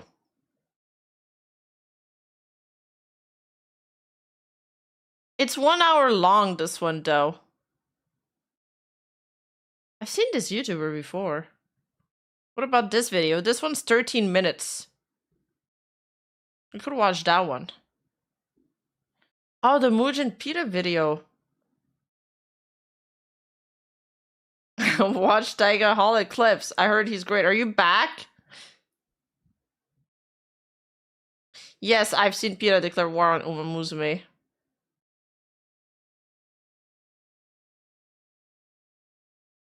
I've tweeted about it.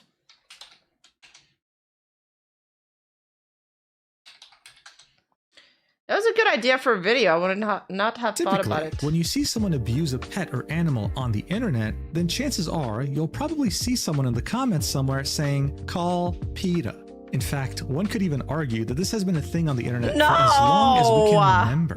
But what is PETA anyway? Well, it stands for People for the Ethical Treatment of Animals. What a wonderful name for an organization. Okay, well, what do they fight for? Animal rights? That's awesome. Well, yeah, did Peter tweet about Hassan abusing his dog Kaya? Not quite. Here's how they describe their own mission on their website. Animals are not ours to experiment on, eat, wear, use for entertainment, or abuse in any other way. Okay, kind of extremist, right? The idea that no one's allowed to eat animals, that's definitely interesting, but most people can definitely agree with the other parts. But how is it that an organization like this managed to make so many generations of people be aware of its existence? How does it have such a monopoly over the topic of animal rights? Well, it's actually all thanks to their marketing strategy. You see, ever since PETA was created in the 1980s, they knew that people had bigger worries than wondering where animals came from and how they were processed in factories. What is this ad? So to truly get their message across, their strategy has always been to grab headlines by any means necessary. For decades, PETA would be synonymous with ridiculous marketing campaigns. This right here is one of the most famous examples. A group of naked women laying in coffins in public saying they'd rather be caught dead than wear animal fur. Things like this became an important part of PETA's DNA, and it would help them spread awareness about their cause and their organization to multiple generations. But that's, of course, until Gen Z came along. A generation that kind of grew up understanding what they were, but by the time they became adults, became so desensitized by the internet that nothing really shocked them anymore. PETA had used the same strategy for decades now, shock and boldness. The problem with this strategy, though, is that over time, for it to remain effective, every campaign you make has to be more shocking than the previous one. And more importantly, the line between bull chalk and rage bait is extremely thin. Yeah. And for years now, PETA has been absolutely clueless about the fact that they had crossed it a while ago. Well, we can't even eat sushi now? But other animals eat fish. Other animals eat other animals, and we are an animal too. Had essentially gone from very bold marketing campaigns that no one had ever done before to now posting an AI-generated image of a fish. Oh, it's being AI? cut into sushi, calling it artistic rendering, and being community noted. That's just plain embarrassing. That is embarrassing. Also, I know that there's an argument that people are making that AI is not good for the environment. I thought it was like photo editing. Rima, did you think it was real? I thought it was photo editing. I love eating pussy. What now, Peter?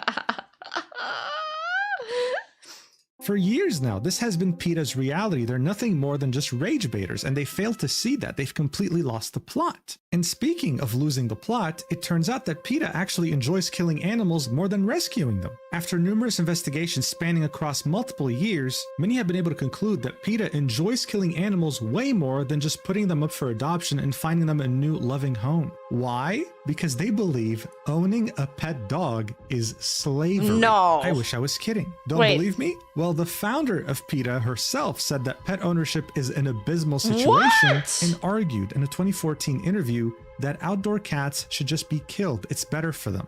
By now, and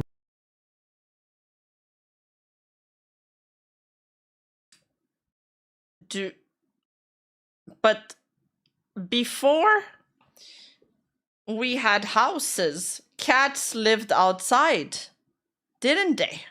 Like all the animals before civilization, they lived outside.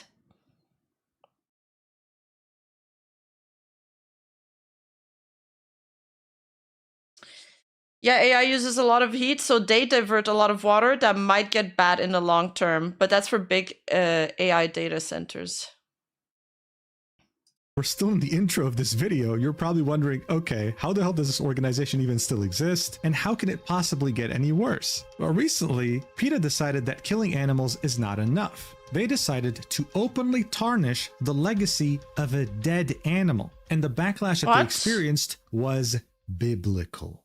You see, Silent Suzuka was a Japanese racehorse with an unrivaled legacy. I mean, he was extremely fast and well-known globally to anyone who followed horse racing. However, in 1998, his life ended after a tragic injury on the track. What really made Silent Suzuka stand out during that incident, though, is that even though he was in horrendous pain, he didn't flip out, he didn't try to injure his jockey, no. He silently went to the side of the track, dropped off his jockey, and when he was sure that his human rider was safe, proceeded to collapse. Stop, I'm gonna cry. He was one hell of a horse. Now in 2021, the mobile game Uma Musume Pretty Derby would come out in Japan. It would be an anime horse girl racing game, with every one of these anime girls representing a famous Japanese racehorse. Oh, 7 this game would goat. prove to be extremely successful in Japan, would release globally in 2025, and would make billions of dollars. And one of the horses that was immortalized as an anime horse girl was none other than Silent Suzuka. Oh my in fact, god, Uma it Musume does would look even have like an him. anime, and Silent Suzuka would make an appearance there too. So as you can see, this was a very well-beloved and very well-respected horse to this day.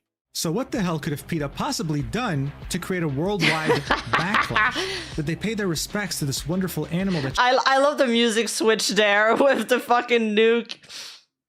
showed incredible compassion to humans in its Oh, final they left him a moments? carrot! Look, Of chat! course not. They instead would post a disgusting image of the anime horse girl version of Silent Suzuka with a grotesque leg injury where you can see the bone protrude outside of the skin, arguing that if the game was honest, your favorite horse girl wouldn't get any comeback arcs. One failed. Okay, this makes it all the more disgusting. I tweeted about this. I didn't realize what Silent Suzuka had done. PETA is supposed to be for animal. Why would they not, like, honor him? Why do they have to shit on him? event and the race is over, just like what happened to the real Silent Suzuka. Now look, PETA had been fucking around for years and had faced barely any consequences. This time though, they fucked around and Mom, I'm on TV! I'm on TV! Found out. Because not only did this post get viewed 16.4 million times, not only are there 11,000 replies completely shitting on their entire existence, not only did 11,000 replies, 4K likes, by the way, that's one hell of a ratio. This post get community noted, but it even prompted a Japanese politician to speak out on this disgusting behavior. No way, I didn't know this part. As well as the owner of Silent Yes! Suzuka. Guys, this was probably one of the... Shit on them, please! I'm so glad Mujin made this video. It's such a good idea for a video. It's kind of incredible how PETA can just like make the worst marketing decision over and over to the point where no one wants to support their otherwise noble cause. Yeah, I know!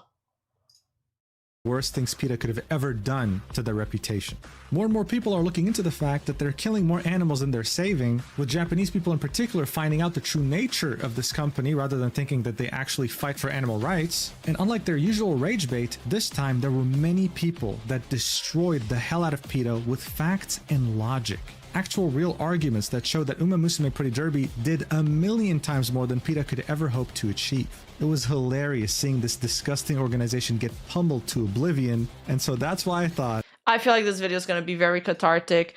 Oh, that terrible cooking mama game. I used to play that game back when I lived in Vietnam. I don't even know who PETA is back then. I guess they go for all the popular franchise, but like, is this really turning anybody to their side? Rima, PETA isn't pro-animal. They are anti-human. I've looked into it. That's crazy. That's crazy. I had to make a video about this. So you already know the drill. Let's do this.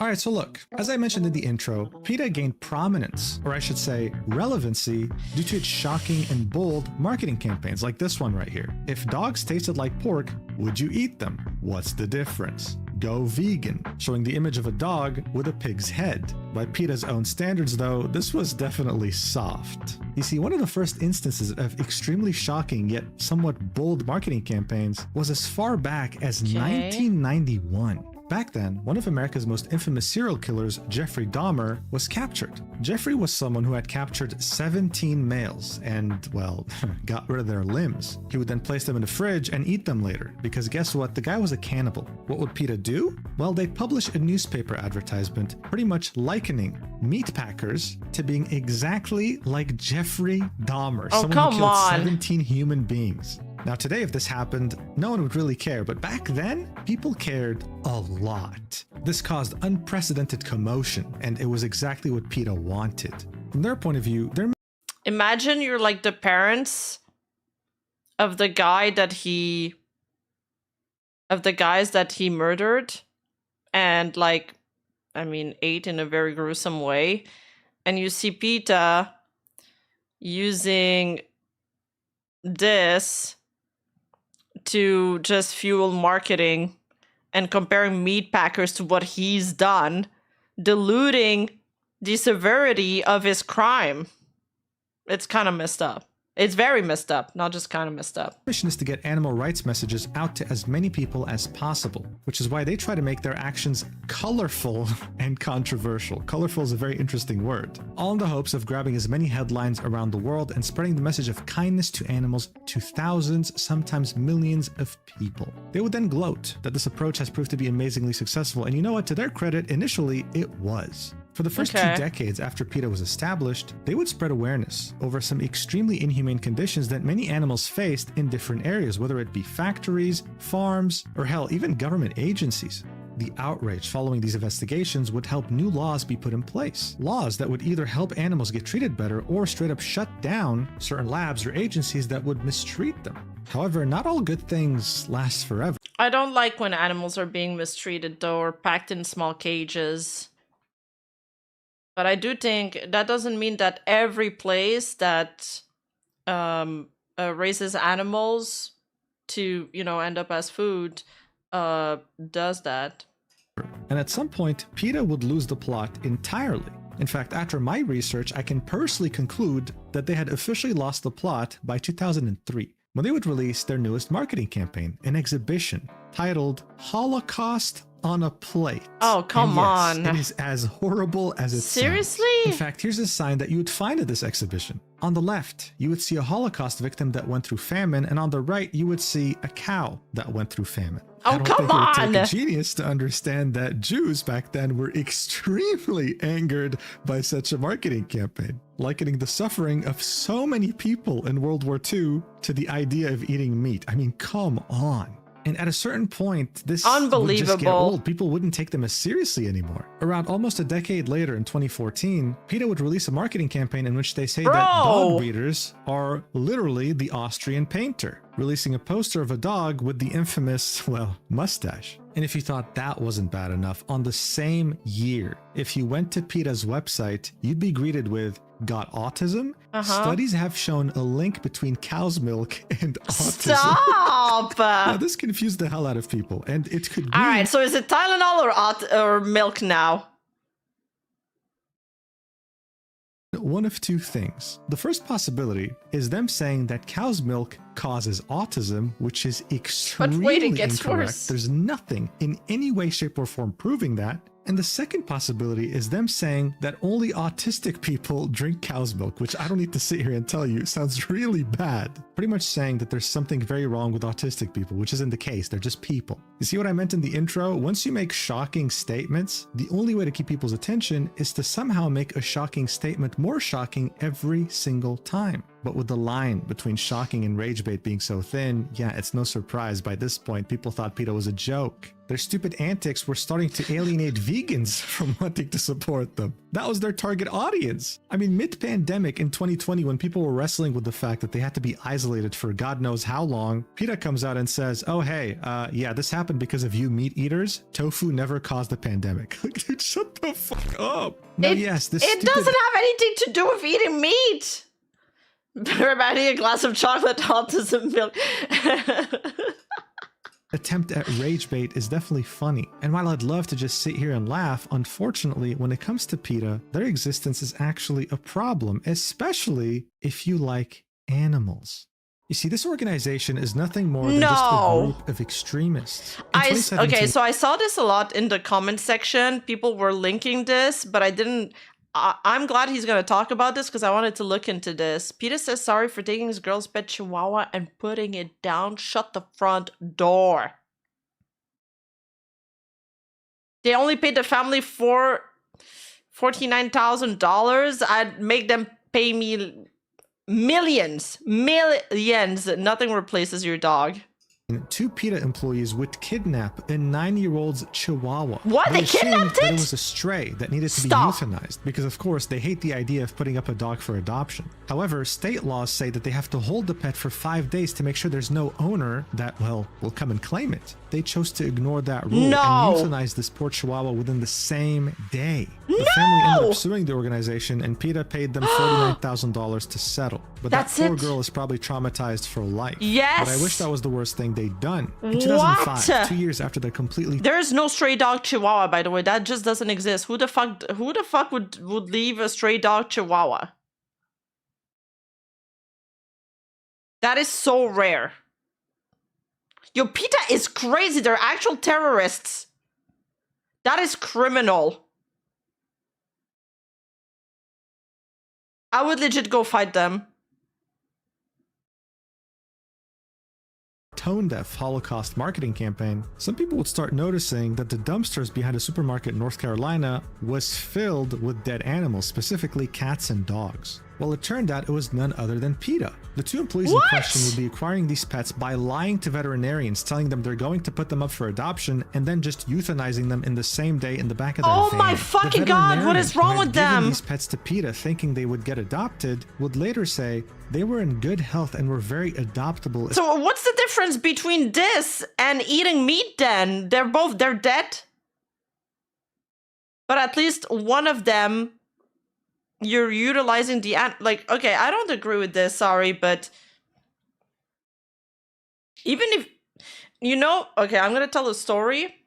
I have a friend who's a Native American, and she says that back in the days, all of the trading, it wasn't even back in the days, it was like, I don't know, in the 80s, 70s, all the tradings that they did in the reserves up north, it was fur trading.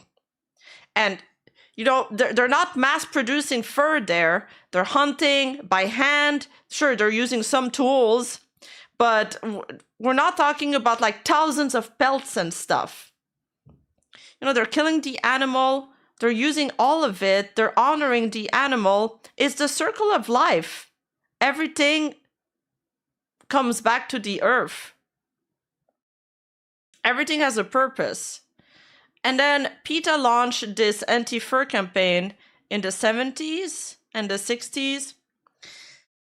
And then, what's her face? Jane Fonda, I think, was backing them too. And it killed their entire fur industry. A lot of them became homeless because of it. They are non. especially the kittens. It was tragic, and yet PETA was able to get away with this because of a stupid law in the US that says that PETA and other shelters are allowed to kill owner-relinquished animals for virtually any reason at any time without any effort to find them homes. But of course, politicians don't care about actual important matters like this. And finally, if you want something a bit more recent to truly show you how disgusting PETA is, then look no further. This was a study published in February 4th, 2025, examining the rate of death of animals in PETA shelters in the year of 2024. Now, PETA is established in the state of Virginia. The average rate of euthanasia for all agencies in Virginia is 10%. That means that 90% of their animals find a new home. They successfully get adopted, with 10% being euthanized, which is reasonable. Some cats or dogs they might find on the street might have a very bad disease, they could be on their last legs, and giving them euthanasia is the most humane thing to do, that way they don't squirm in pain for the rest of their lives. PETA, on the other hand, euthanizes 64% of their dogs, 69% of their cats, and 67% of all animals in general that are held in their shelters. Think about this for a second. Bro, they're genociding the pets! Only 30% somehow find a new home. The majority find themselves dead. Does that seem like an organization that likes animals to you? I mean, look at this. In 2014, they euthanized 96% of their cats. Very interesting, right? Especially seeing that the founder of PETA has already expressed the fact that stray cats shouldn't exist. In other words, they should all be killed. And I just find it so disgusting, but also so fascinating. It's disgusting. PETA always likes to ignore the fact that humans and animals are fundamentally different, which is why we shouldn't eat them. Does that mean we should euthanize 69% of children that are currently in shelters waiting to be adopted by a family? Okay, they're legitimately evil. They're Umbrella Corp. They're the evil corp in Wonder what this failure of an organization would say. Oh wait, I actually know exactly what they would say. One look at their social media in 2025 and the only thing you'll find is rage bait. That's what they still thrive on. They want views, they want relevancy at any cost, no matter how stupid they might look in the public's eyes. And it's that same exact philosophy that made them fuck around and find out when it came to one of the most— Why is it okay when it's a turkey? Because it's a fucking bird! Communities on the internet. And it resulted in them wiping the floor with PETA's pathetic ass. This all brings us back to the game Uma Musume Pretty Derby. Available both on PC and mobile, it pretty much took over the world this year. In fact, if you were able to catch the Game Awards recently, then you would have seen that it actually won Best Mobile Game. The same company behind that very successful game that's generated billions of dollars to date is also behind its extremely successful anime series. All the horse girls in the anime and the game are actually based off their real-life counterparts. This was only possible to do after getting direct approval from each one of their owners. But that's not all, of course. They weren't just able to make an awesome game, some great anime, and respect the medium. Horse racing has been a dying sport for years now, and they were able to revitalize the entire industry by bringing in such a huge— I'd love to go to a horse race. That's my dream.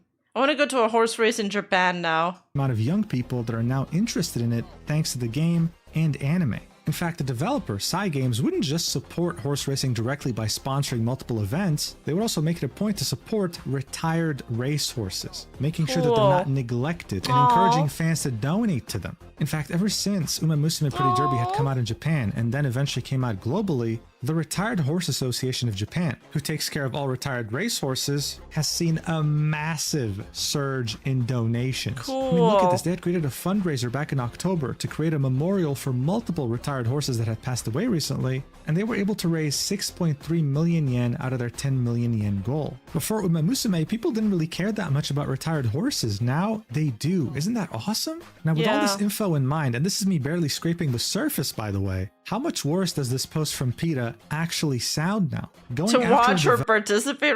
To watch. I want to watch the horse race. Developer and a game that has done more for horses than they could ever even conceive. I mean, what a desperate cry for attention. The replies would, of course, immediately point like, honestly, what in the cloud chasing is that?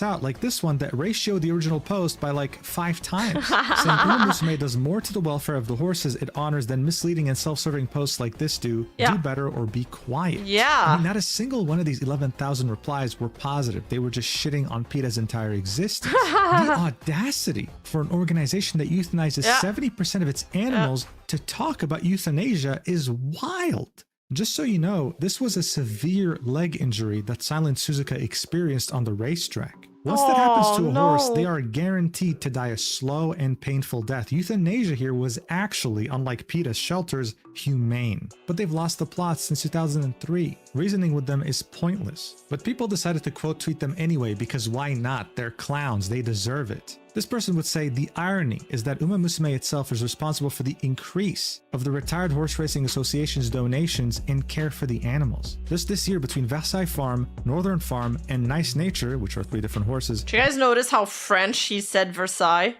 They raised over $1 million combined, spread purely by the fans' love of the horses. Here we can see a chart of Nice Nature's birthday donation trends, and as you can see, there is a massive uptick in donations after Uma Musume Pretty Derby had come out. I mean, it would go from 1,700,000 yen to 35 million after the game had come out. That's a multiplication of almost 35 times, and it kept rising higher and higher, reaching 74 million in 2024. Chad, that's crazy. But yeah, let's make a disgusting drawing instead, criticizing the game instead of helping. I mean, PETA has no idea just how much Japanese people in general, including the voice actress of Silent Suzuka herself, hold respect for these horses. Yeah. In an interview, she was literally crying over Silent Suzuka's memory, wondering if she could properly convey the spirit of this legendary horse. Do PETA employees cry when they euthanize 70% of their animals for no reason? No, they don't. That's a rhetorical question. And then, of course, comes the very embarrassing community note that came in different languages. This is the Japanese one. It would say, "This is hate speech." Might be a bit of a rough translation. Anyway,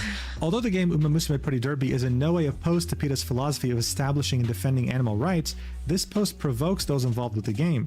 Reference about PETA. So that link is meant to show you that PETA's philosophy is to stand against anyone opposed to animal rights. Cool. Then it goes on to say, this post violates the guidelines of Uma Musume Pretty Derby by denigrating the honor and rights of others, making it an antisocial post that does not follow the rules, like guidelines for derivative works of Uma Musume Pretty Derby. So here we get linked to the website of Uma Musume, outlining their terms of service for fan works. In a nutshell, you can create fan art, you can create fan merch, you can do all those things, but they cannot be political, they cannot be sexual, and they sure as hell cannot be gory or disturbing. That's exactly what PETA was doing. And finally, the community note would say, provocative posts intended to attract attention also have an aspect of spam and therefore violate X's terms of service. True, this also would be echoed by the community. Didn't Elon said that rage bait would be like ranked lower?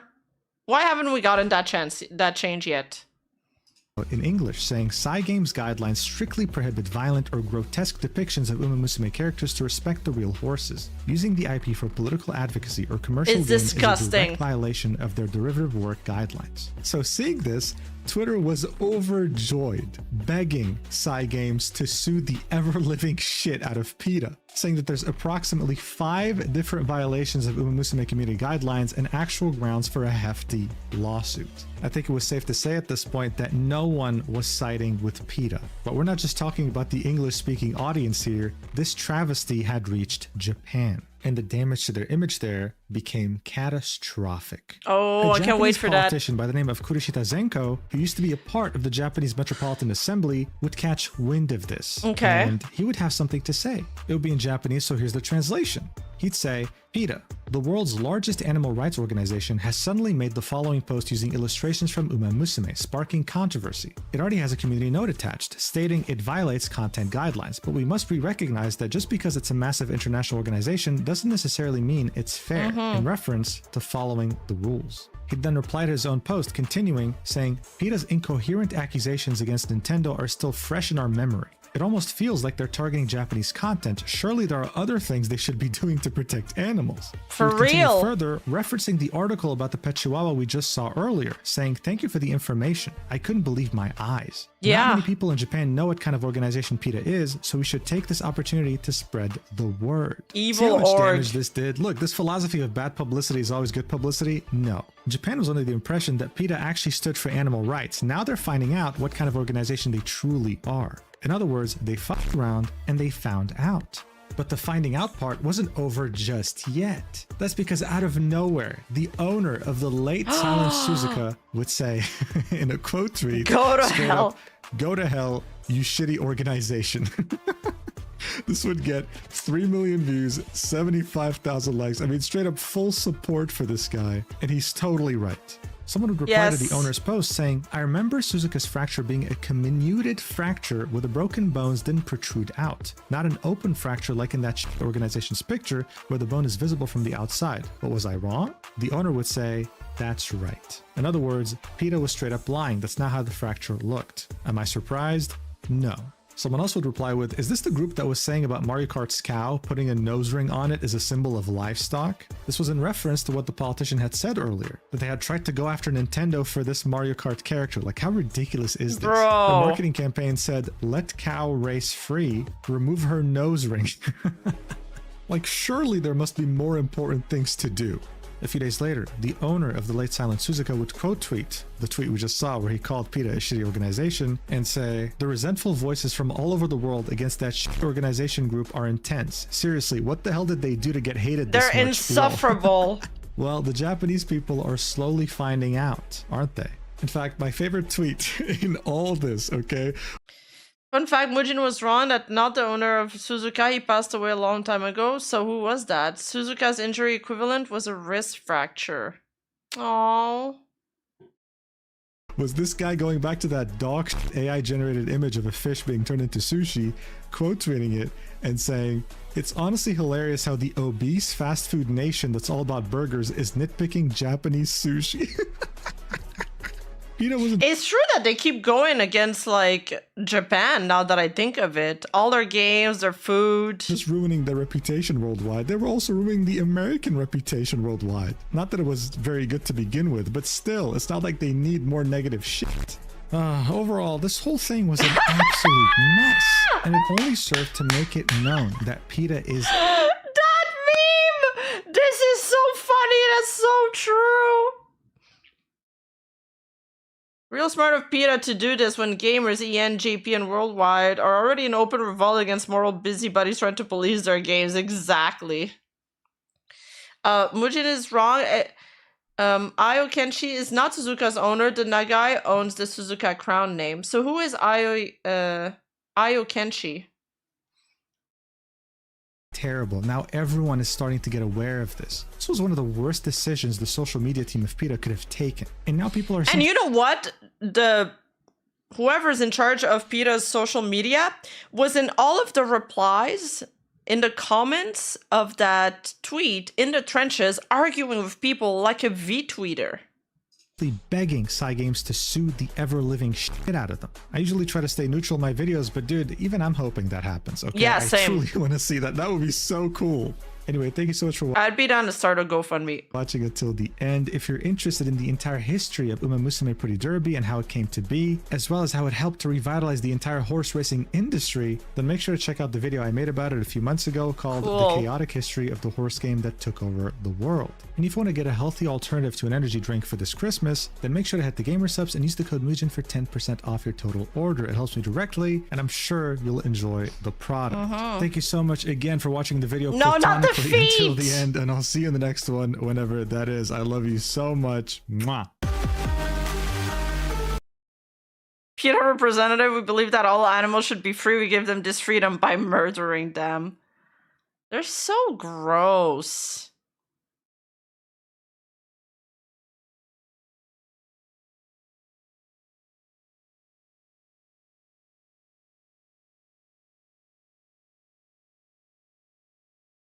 Should we watch this video?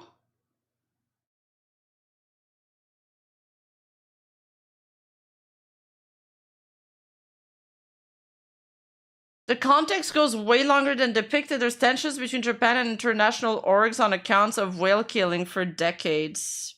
Ayo Kenshin is a racehorse enthusiast, but the Nagai estate owns the Suzuka crown name. I see, thank you.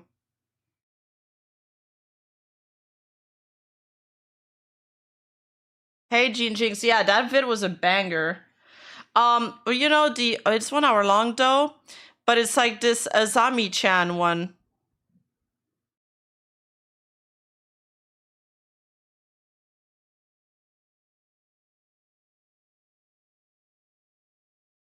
Do you guys remember the Google Doc that we reviewed on stream with all the GIFs and stuff? It was really well done. It was a Google Doc that was praised for how well done it was.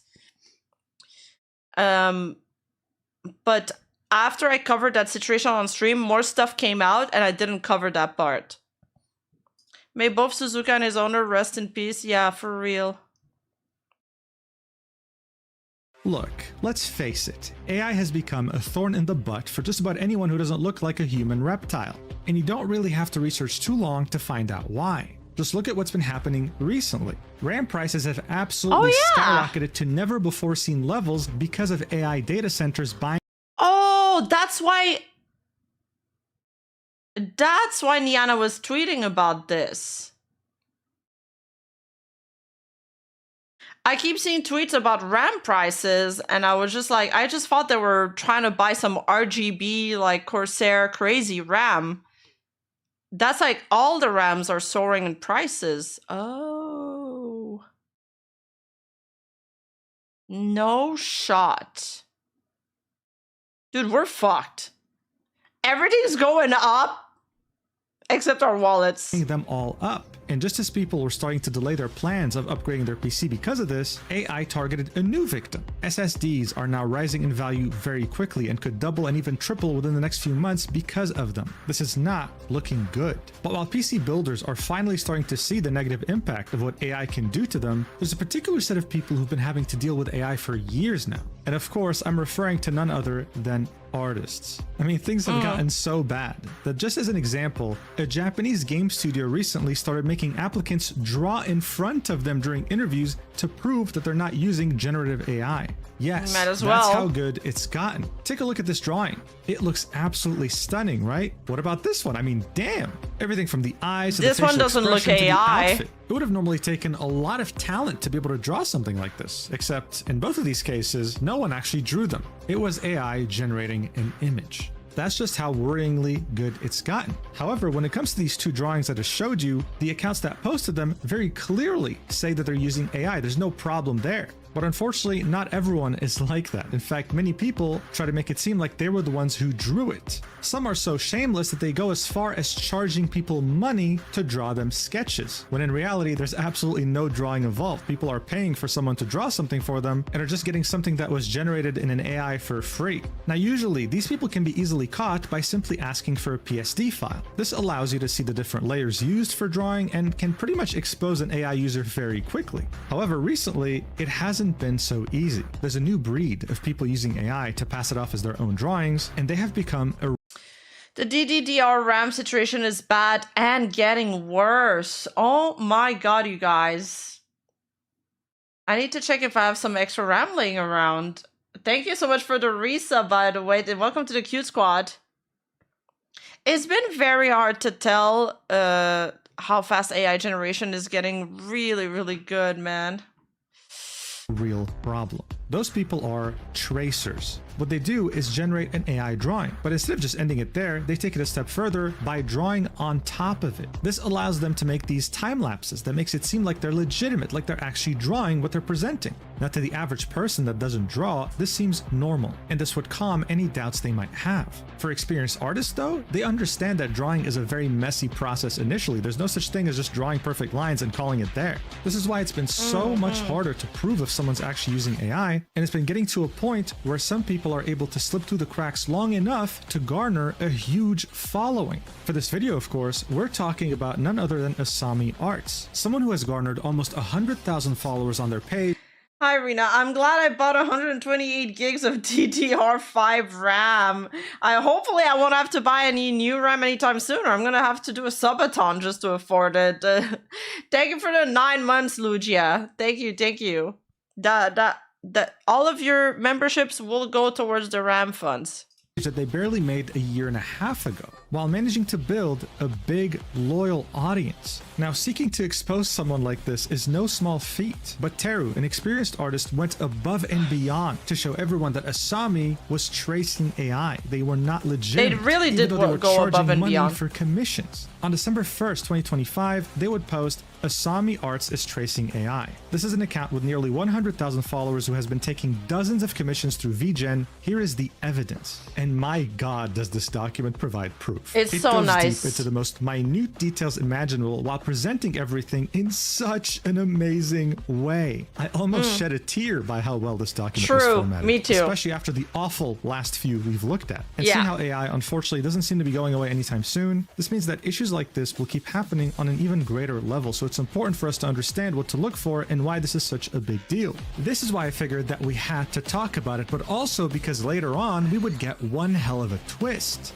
The artist being accused would end up posting a very convincing looking time lapse that proves their innocence. And as many people That was the part that confused me, so I'm curious to see how he's gonna break it down. Mujin is really, really good at explaining stuff in his video. Like, he makes me understand everything so well. We're starting to think that the person who wrote the document only did so out of jealousy. A day later, this same time lapse would get community noted. This really isn't your typical artist drama, okay? There's a lot of ups and downs here. It's one hell of I need to order some Takis for this video. I'm hungry. I won't be able to last 1 hour if no food. a roller coaster. Thank you, so Jin strap Jinx. in. I hope so. I hope so. You're gonna need it. Let's do this.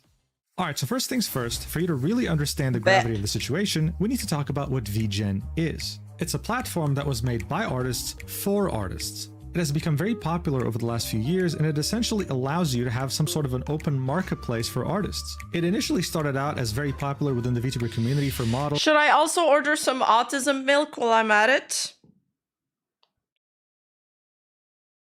I'm order from a convenience store. Anybody want me to order some autism milk for them too? Yo, what the fuck? Bob Maris with the 50 gifted! Oh my god, I can buy RAM with that! Let's go! Thank you so much! Bob Maris, thank you. Enjoy the gifts, everybody. Enjoy. Thank you, goat. Man, I hope the AI market crashed so these RAM companies are gonna crawl back to us and make RAM cheaper again. Good fucking point. Wow. Thank you so much for the 50 again, by the way. Huge. More RAM! Locks, Games, Horse Lover, thank you for the precious squad. Thank you for the 9 month. Halra for the snack fun. Yes! Thank you for purchasing my Takis for me. Thank you guys. Thank you so much for your generosity. I appreciate it. You guys so much. And whatnot, but now has everything from music to writing to physical goods. The advantage it gives to a client is the fact that they can come here and commission someone they know is verified by the website, someone legitimate. For the artists, on the other hand, this gives them way more protections than a website like PayPal does, while also giving them a very handy dashboard to keep track of multiple commissions. One of the things that make it appealing to commission someone on this website is the fact that it's a closed community. Not anyone can... You can smuggle some Takis from Mexico. Ooh, fresh Takis from Mexico. I'll take them. Thank you for the precious squad. Thank you.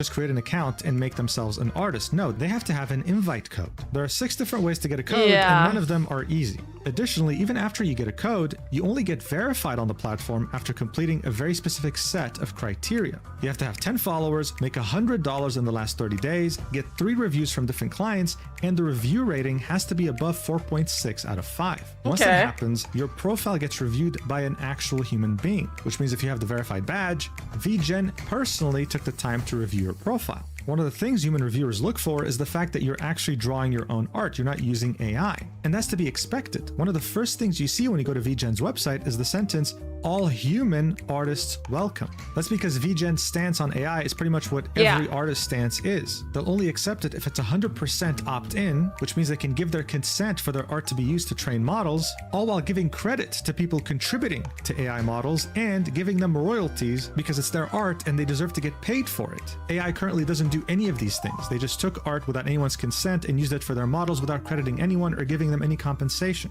And while this all sounds wonderful on paper, even having a human reviewing your profile for AI, reality is kind of a different story. I do wish they would give royalties and make it opt-in so, artists could actually make money off of it, but they're not going to do it retroactively now. They're never going to do that, and it's kind of sad.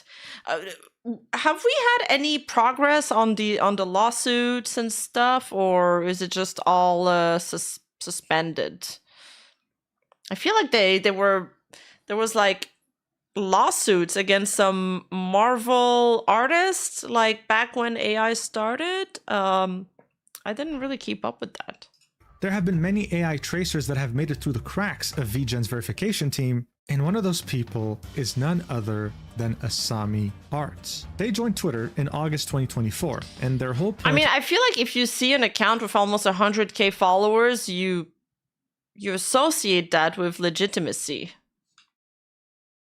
Has been to present art. There's one against Nvidia right now. Form. Why? You see, the whole point here is that Asami is the owner of this profile and is posting suggestive arts of herself. Most of these pictures will also have captions, and those too will be suggestive.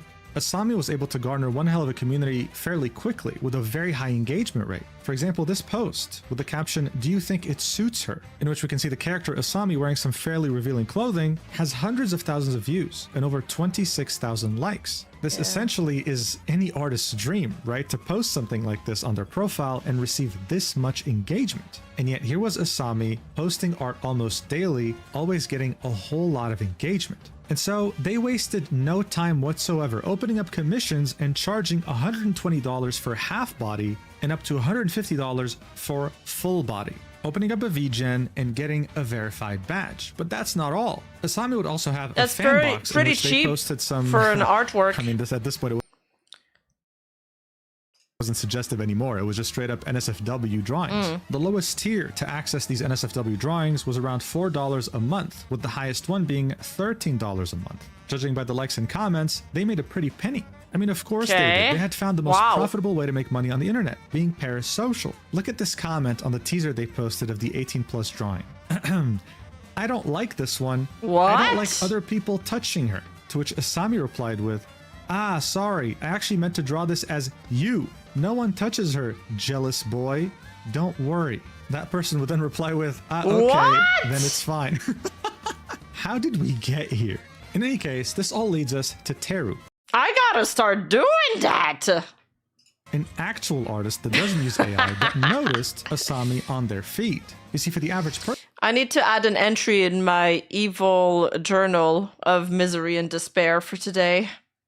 Asami's drawings looked legitimate. There was nothing fishy about them. But for an experienced artist, someone who actually draws almost every day and knows what it takes to make something, Asami was definitely getting very fishy. Thing is, though, there's a lot of fishy artists out there. For Teru, though, the reason why they didn't just block Asami and move on is because they noticed they were charging a minimum of $120 for just a simple sketch commission. This would lead Teru quote tweeting one of the time lapses that Asami had posted to prove they weren't using AI, all while saying, "Love it when people who trace AI post time lapses to prove that they are definitely not tracing, but then it looks exactly like someone who is tracing, skull emoji." This was back in October 8th, 2025. On November 25, Mythic posted about me? Teru would quote tweet what we just saw, where they were calling out Asami Arts and say, "Since it's been over a month and VGen did nothing about any of the multiple AI accounts I reported, I really have no choice but to warn people on Twitter instead. I'm not sure what other Rima only fan when. evidence they want you Only to submit to clops, take you action mean. on AI tracers in their platform. Is it okay just because it's not fully AI but just traced over AI? Because in one case, it was traced not from AI, but another artist, as I recognized the artwork it was traced from immediately. Or was it because the art they traced was not a commission delivered through VGen? So Teru was obviously perplexed here. How is it that VGen is anti-AI while there are reports against people who actually are— It's been over a month. Yeah, VGen, they seem to have a really small team. Jinjinx! With the 5 gifted subs, hello! Thank you, Jinjinx! Thank you so much! More snack fun! Rima, love anyway, gotta head out and do things. Just wanted to pop in and say hi. And love you, Rima. Keep doing what you're doing. And I'm running out of things to add to this list. Bye-bye. Thank you, Jinjinx. You always bring the good vibes when you come into chat, bro. Thank you so much for everything.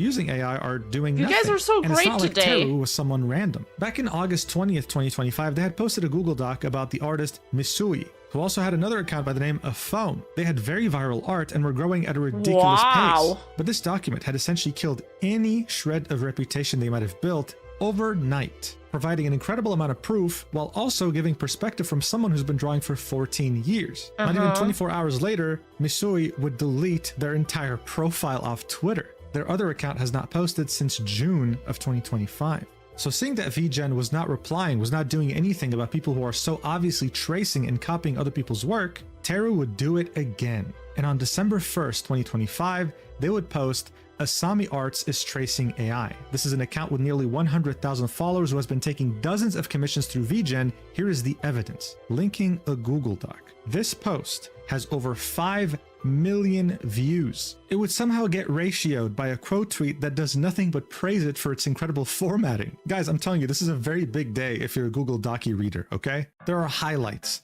links, arrows, GIFs that it was autoplay. huge. Dude, sometimes there's going to be a bunch of Like, she must have spent so long on that. I feel almost bad for her.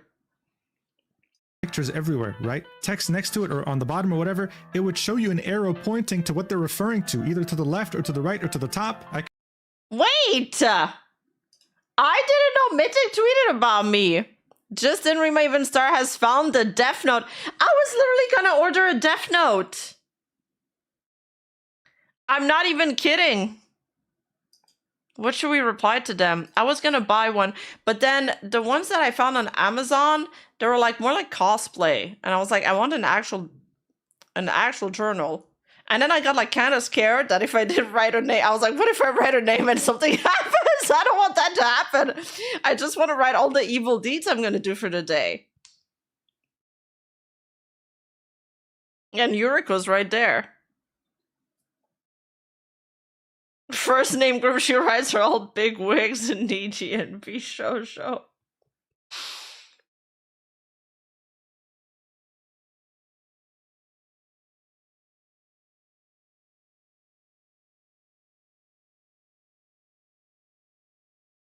Okay, I'll think of a response after the stream, alright? We're gonna bookmark it, and we'll think of a response later. Nope. Nope. Nope. Nope. Oh. Where is our video, chat?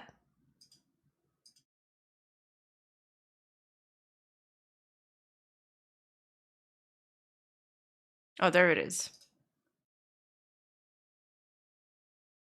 Don't forget to write your name on the Death Note so people know who to return it to. Yeah, I'll remember to write my name on it so if I lose it, people will return it to me. I could shed a tear. They even have art chronologically showing the progress. Oh my god. Not to mention the incredible table of contents on the left. Okay, fine. I'm done creaming my pants for now. True. First, Akasupa will tell me what to respond. I'll write whatever in that Akasupa is in the comments. Let's get into this. This document is 41 pages, but don't let that number scare you. Every page in this document is there for a reason. There's no wasted time. There's no filler. Additionally, a huge chunk of these pages is there to show you proof, images. It's not 41 pages of just straight yapping. And finally, it is painfully detailed. This document is a work of art, and I don't say this lightly. The first page He's starts so off passionate about it, listing everything that Teru is accusing Asami of doing. Teru starts off by saying, there is a big issue at the moment with artists tracing over AI while charging hundreds of dollars for commissions in platforms like VGen. This doc is regarding Asami Arts, formerly known as Drawing Asami, and it's meant to inform commissioners about ongoing tracer issues. I don't like making docs like this, I don't like accusing people of AI, and I hate scrutinizing others' art or questioning their skill. But at the moment, Asami Arts is taking 6 of Dragons, thank you so much for the Twitch sub. Thank you. That's going for the Taki's font. Let's go. Well, I gotta work. Good luck at work. $120 commissions through VGen while blocking anyone who questions if they use AI. I understand it's very frustrating to have people constantly doubting your artistic skill, especially when it leads to unnecessary insults or harassment. In this document, I will show you why I believe the odds of Asami Arts tracing over AI are extremely high. Generally, there is always a pattern when people do this. The behavior these tracers exhibit always ends up being very similar. They then go ahead and list some AI account red flags. The first one being, the Twitter/X art account is very new. Most joined after 2021, and there are no other socials associated with that username or similar. This is not the case with Asami Arts, as Asami Arts joined August 2024, but they had a previous account with the username Drawing Asami that joined in 2022, but that was suspended. The second point is, Art is constantly deleted when someone points out there are AI elements, or comments mentioning AI are ignored and hidden. The third point, there are multiple sudden changes in art style in a short amount of time. Please note, it is completely normal for artists to study, experiment, and to draw in different styles, but in cases like this, it's kind of drastic and there's no prior practicing leading to the change. One day there's a drastic shift and they have a different style from an existing artist. The fourth point, in Asami Art's case, it combines both the previous points. A lot of their previous art has been deleted because they suddenly switched art styles from popular Japanese artists who have AI models trained with their art without their consent. I will elaborate more on this later. Their current Twitter media tab is all art that resembles famous Japanese artist Ixi. They have deleted all the art that resembled another artist by the name of Hote. The fifth point, sudden jump in art skill. For example, an amateur digital artist suddenly mastering anatomy and color theory within a few months. You can't observe this simply by looking at Asami-chan's media tab because they have deleted most of their old art from Twitter and Pixiv. I will be showing you their previous art before their current Ixi style. I have to mention, in a lot of these cases, the person tracing will still struggle with line art because you can trace the anatomy and copy the colors and shading of an AI picture, but the AI will not magically improve your lack of experience doing line work. Unfortunately, this point doesn't apply when the image is being traced by a veteran artist because professionals will have good line work control already. And the final point, refusing to provide proof, deflecting, ignoring people. Once it becomes too overwhelming, tracers provide a small amount of evidence that ends up raising more questions. And most of the time they also delete that evidence. Proving that you aren't tracing is really simple if you are not. She's like the AI artist whisperer. Tracing AI. This person was invited to draw together in a browser-based Canvas website, but their response was that they don't have to prove themselves to anyone or convince anyone. The website in question being magma.com, a site similar to iScribble or Drawpile but online. This is a simple, free way to show people you are not tracing. So this was the intro, and it was showing you a general sense of what happens when you find a tracing account. The next section in this document is called Time-Lapse Inconsistencies. The time-lapses below are from Clip Studio Paint. It allows you to export time-lapses in 15, 30, and 60-second lengths, and a full length. I converted the original MP4 files that were posted on Twitter to GIF format so you can view it here. The time-lapses that Asami Arts posted were 30 seconds long, and the GIF version is also 30 seconds long. Terry would then say, in red highlighted text, the line art magically being drawn with no sketch in the background. And in these two different time lapses, we can see exactly that. This line art just appears. There's no sketching process. There's no erasing process. A lot of the top artists sometimes will have to rescale certain things, change the perspective on certain. Yeah, and they flip a lot. They zoom in, they zoom out. Like we've seen a bunch of line arts. They go all around the canvas. Things here, you see none of that. Terry then continues. This is how Clip Studio Paint time lapses work. You have to manually press the record time-lapse button. Then the program will begin recording all the strokes and undos you make in every layer. Sometimes, artists forget to press the record button so the time-lapse won't show them working on the sketch, but it will still show the sketch at a low opacity when they are lining. This means that Asami is lining without a sketch to guide her, without corrections, perfectly placing every line with no hesitation. Note how she doesn't even bother drawing Callie's whole face first, then erasing the chin area that will be covered. This is of course referring to the right time-lapse. I remember Normally, that. An artist would draw the entire chin area of the face and then erase it when, you know. Yeah, it just magically appears. That is true. They would draw this, they would draw the, they'd do the round, they'd put the center, they'd place the eyes, and then they would draw the boobs on top, and then they'd erase the chin. The boobs come in. But in this case, before even drawing the boobs, Asami somehow knew the exact place they would take in order to not draw the chin there, as if they had already known exactly to the most minute detail how the drawing was going to look like before they even started drawing. Tara would then continue, you should know that Clip Studio allows you to make a private line work layer that will not be shown in the time-lapse. I have included the source links and original upload timestamps for Asami's time-lapses, but as of October 9th, both time-lapses were deleted from her account. Below, I will show some time-lapse GIFs from AI tracers and a Twitter user who traced an AI image to prove that it's possible to fake a time-lapse in Clip Studio Paint. These time-lapses are very similar to Asami's, where there are no adjustments and the line work is drawn perfectly. So this time-lapse right here on the left was posted by a Twitter user to show that you can trace over AI with Clip Studio Paint and it won't show in the recording. Here we can see another tracer doing the same exact thing, and on the right we can see the other person that Teru had written a Google Doc about, Misui, doing exactly that as well. Now look, I'm not expecting everyone watching here to be an artist, or much less know how a time-lapse is supposed to look like. So here's a very quick example of an artist I really like on Twitter. Their name is Dino, and here's the final completed artwork that they worked on, and here's the time-lapse. As you can see, there's a lot of changes that happen even in the sketching process. A lot of scaling, moving things around. Nothing is ever certain when you're drawing. And even in the sped up time-lapse, it still appears to be slow sometimes. That's because adjustments are constantly being made. That's the whole point of drawing. So when an experienced artist all of a sudden sees someone come out of nowhere on Twitter, garner a huge following, make a drawing every single day, and their time-lapse looks like this, of course it'll raise suspicion. Terry would then continue, saying, on October 7th, 2025, when I quote tweeted Callie's time-lapse commenting about it being traced from AI, Asami Arts immediately blocked me. On October 8th, she posted a new time-lapse, then deleted the 2 old time-lapses on October 9th. Both deleted time-lapses had been in her media tab since April 2025. What did Asami Arts have to say about this? She was contacted via VGen regarding proof of her art not being traced over AI during October 8th. When questioned about how she managed to do the line art without a sketch, this was her reply. She'd say, practicing with beautiful lines after without sketches and thick outlines would make you proud to do it yourself, but people tend to misunderstand. I posted a new video, I hope it answers your questions. Terry would continue, saying, this is the direct reply to the purple message above. I thought for a second that maybe English wasn't her native language and that's why she typed it that way, but the other messages are not written in the same vague style. It's basically a non-answer. As she mentioned in her first message, she posted a new time-lapse during October 8th. And oh my god, there's an arrow pointing to the right, and on the right, you can see the tweet they're referring to. It doesn't take half a page. Oh my god. There's even a link to the original tweet as well. And again, it's a 30-second time lapse, and you can even see and all the sources are there. It's so well organized, but like she must have spent months on it. Months. Hand of whoever Asami is on top of the tablet that they're using to draw. Teru would say, before I elaborate on this third time lapse, let me finish this exchange that happened on VGen. So after Asami's very weird worded reply, the person who was asking her about those perfect lines would say, just to be clear, let me know if I understood properly. The Clip Studio time lapse without a sketch is because you have 8 years of experience? So being able to line art without a sketch, a professional skill you developed?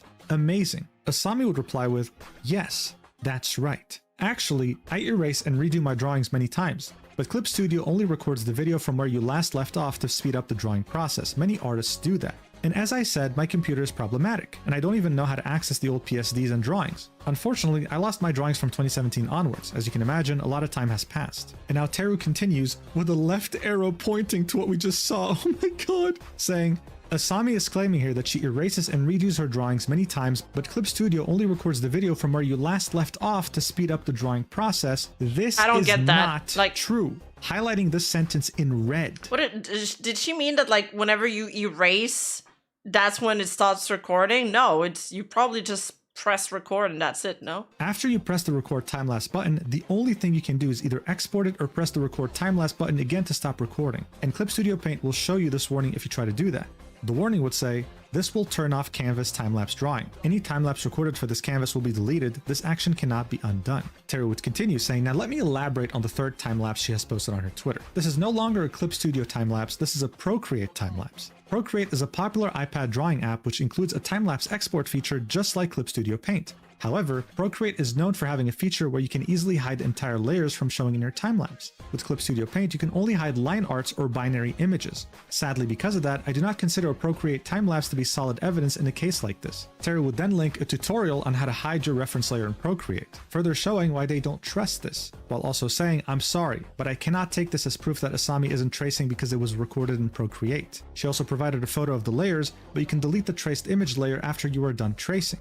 And again, a day after posting this time-lapse on Twitter, she deleted the 2 previous ones. I don't want to be nitpicky, but even in this new Procreate time-lapse, she never goes back to erase, adjust, or correct anything while sketching, lining, or shading.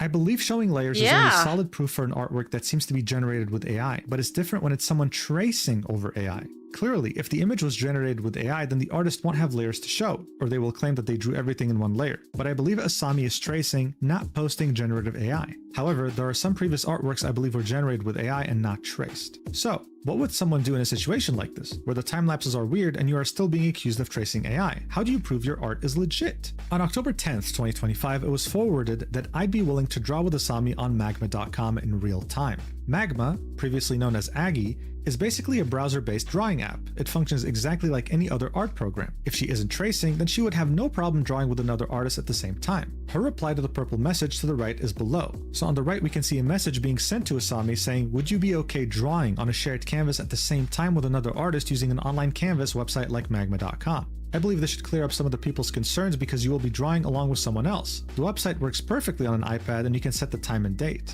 Asami would then reply with, I don't need to keep proving myself over and over again because of what people say about me. I won't take part in the witch hunts or hate culture that start when people put themselves above others. The internet is a free place, you're free to believe whatever you want. If my previous time lapses didn't convince you, nothing I do now will. And honestly, I don't have to convince anyone.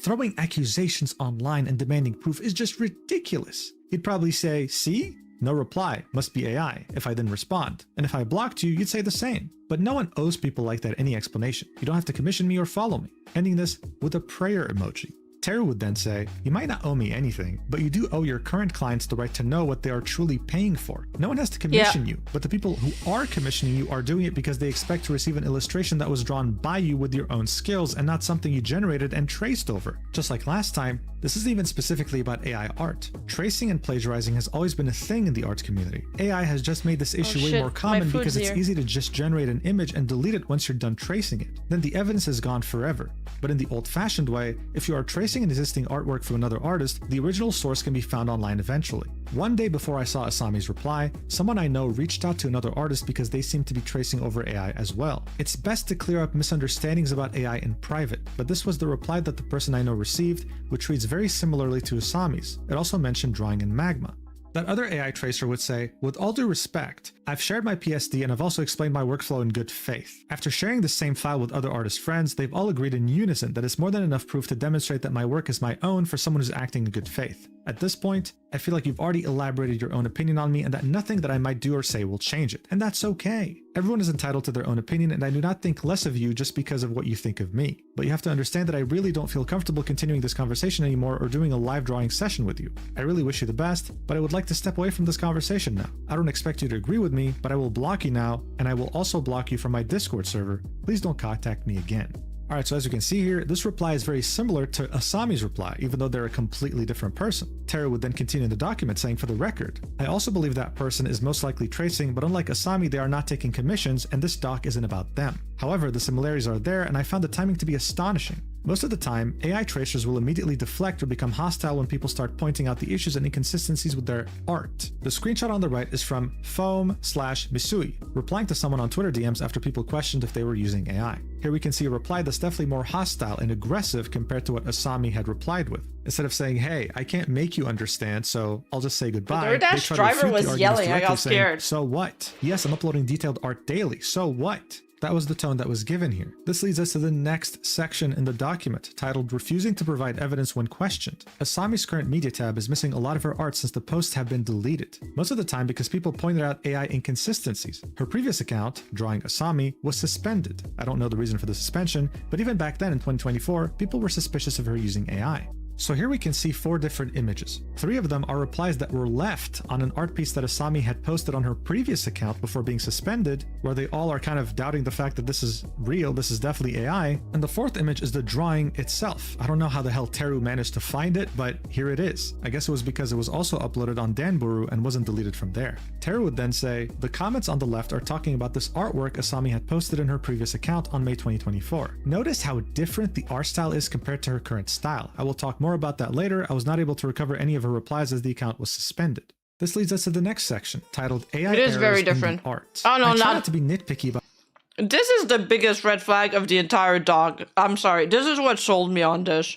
Errors in art because human errors are a thing too, and I have seen people accuse others of AI because of mistakes in their art that can be attributed to human error. It only becomes so evident when these mistakes happen on almost every single image, to the point that all of them had at least one issue. In fact, there's so many things to point out on every artwork that it would take too many pages, so I will point out the most blatant ones only. The first one is gun muzzle placement. The drawing itself would be of someone pointing a gun at a cat girl that seems to be really into it. I mean, she's licking the gun for some reason. The gun itself, though, would look pretty weird. When people pointed that out, Asami's reply would be, I'm still not good at drawing weapons. So sorry if there are any weird parts. I looked at the reference and tried drawing something like it. Teru would say, I'm not an expert at drawing guns, so when I draw them, I use tons of references or 3D models. But it's just humanly not possible to make a mistake like this if you even bother to look up a single handgun on Google Images. I don't want to ramble about this, but That's why I'm too scared to lie or do something wrong. What if someone finds out and destroys me? People will accuse you of lying or doing something wrong, even if you do nothing wrong. So you might as well go for it, guys. Just live your life. Simply can't imagine looking up references for a gun and then placing the muzzle on the rear of the gun, while also ignoring the lack of proper finger placement. There are thousands of images and 3D models of handguns online. If you Google handgun references, you will draw an existing gun like an M1911 or a Glock. You can skip this page. I just want to emphasize how ridiculous this error is. This is what I mean when I say AI users do not care about details or are unaware of their mistakes. You really saw the muzzle in the back and didn't think for a second that this guy's gonna shoot himself? I mean, it's true. On the drawing itself, you can see that the muzzle is at the back of the gun. If you don't know what a muzzle is, it's where the gun shoots. That's so funny. It's where the bullet ejects from. By the way, I'm not even an illustrator, right? But if you gave me this drawing, I can fix this in less than 5 seconds. The point that Teru was trying to make is that when someone uses AI, let's say for tracing or just posting the actual AI drawing in its entirety, they don't care about details because they're not artists to begin with. This subsection on the gun would end with Teru saying, I'm not a gun expert, but if such a handgun with a hole in the back exists and it was used as a reference, let me know. I'm not even being sarcastic. I know of a handgun that has a round indent in the back, but I will refrain from sharing the name here in case Asami reads all of this and tries to pretend that was the gun she referenced from. But it's a bit unbelievable she didn't use a more widely available reference when the most common handguns look like this, showing an example of the back of 3 guns. The next subsection here would be titled Hair and Clothing Errors. This subsection would be very picture heavy, but the whole point of it is to show us inconsistencies on the drawings that an artist wouldn't normally make. For example, here we have an image of a fox girl, I guess, with her chest out. Teru would argue the top part of the sweater doesn't connect to anything, and there's a random string connected to the underwear. I thought that was Aurora. But yeah, all this stuff didn't make sense. The suspenders here. We looked at all of this. But you could say it's just a fashion design element. In the next drawing, Teru would argue there are hair pieces that are not connected to the main hair. Bear in mind, these 2 drawings have been deleted. They're from Asami's old art. Here's another image, and Teru says, there are so many things that are wrong with this picture that it leads me to believe that it was generated instead of traced. The hair is so disconnected and just lacks coherence everywhere. However, it is too JPEG artifacted for me to be able to tell if it was generated or not. And Teru would take the time to link a definition as to what that means. In a nutshell, it's compression, right? You know when you upload a video on like Twitter or something and it's like very pixelated? That's because they don't want to use up too much of their server space. They compress your video to a lower quality and upload it on their website, which makes it look worse. This image was so compressed that Teru couldn't dive as deep as they wanted to.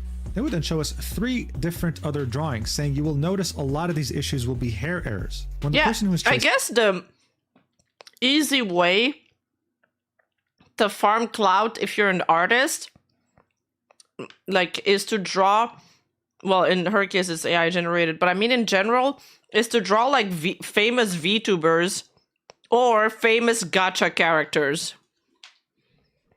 Has no idea how hair strands work and is tracing over random AI hair chunks. This is what happens. In parentheses, looping or disjointed hair strands. And that's exactly what we can see here. Here's an example of a looping hair strand. It starts at the root of your head, goes down to your shoulders, and somehow goes back up to loop back to your root. That's not how hair works. Yeah. There are so many examples showing these same inconsistencies. For example, here's a character that's meant to have 1 tail, but it's kind of showing 2 because it was drawn badly. And we have another drawing here that Teru suspects is completely AI generated, not even traced. The shadows don't match the shadow source or have different hues. Hair chunks are not coherent. The ribbon of the character has 3 bows, when instead it should be 2. This is important because when you're an artist, you spend much time drawing an illustration of this caliber. You stare at it all day, you become attached to it, and there's no way you'd publish a drawing that has such flagrant errors. The only way you do that is if you don't even look at it for more than 10 minutes. The only way you do that is if you generated it and have no sort of attachment to it and don't really care how it actually looks. That's an AI artist's biggest weakness. This leads us to the next major section. titled AI Users Ignore Critical Character Design Elements. The first subsection would be titled Roora Art Major Design Inconsistencies. This is in regards to the character Roora. Tara would say, what I have noticed when people are tracing is that most fan art they post has the character wearing simple casual clothes like gym clothes, plain dresses, swimsuits, etc. But when they post fan art where the character is wearing their official base outfits, This is crazy how good it looks. Like, if we didn't look at it closely, we wouldn't even know it's AI. It's nuts. design elements are wrong or do not match the official references. I find it very hard to believe these are human errors. For example, only using a low quality reference or having to interpret details yourself because the character you are drawing doesn't have a reference sheet available. Roora, though, has a very detailed reference sheet available online and plenty of fan art with the correct accessory shapes. There are also AI elements across the image. Again, we're shown line art inconsistencies, hair inconsistencies, all sorts of things. The next subsection will be about Kanata, more design inconsistencies. One could argue about the artistic liberties an artist can take while drawing an official outfit. For example, and if you are familiar, Tohu project characters. Maybe the switch from pantyhose to thighs was because the artist specifically wanted to show the underwear. However, there are too many elements that are also missing. And here we can see a comparison. On the left, Asami's drawing, on the right, the official drawing. One of the most obvious inconsistencies is that on Asami's drawing, Kanata has 3 stars on her dress. Additionally, it's a star with 5 points. On the right though, there are only 2 stars on the outfit, and they're shaped like a cross. It simply doesn't make sense if you're an artist that can draw like at this level that you would somehow take this decision. It doesn't make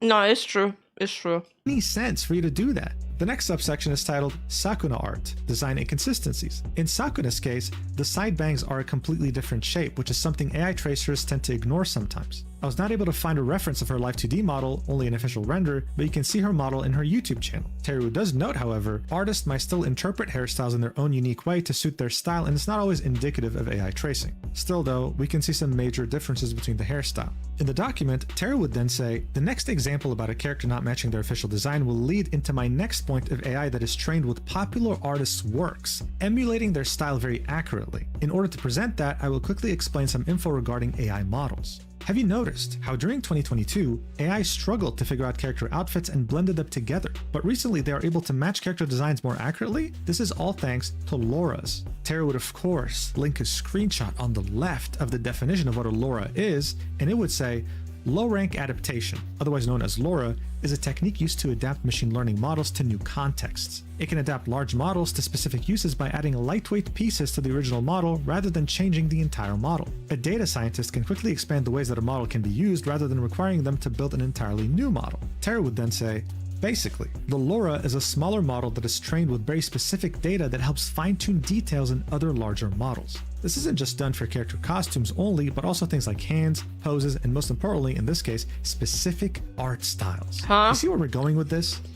Wait, so is a LoRA just generative AI art?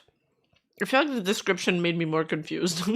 Is that big AI companies already stole the art of so many different artists to make their AI models on art, but now allow just about anyone to find any artist they like, take all their art, and make an entire model that emulates their style that they spent countless years perfecting. That is crazy. LoRA is part of generative AI.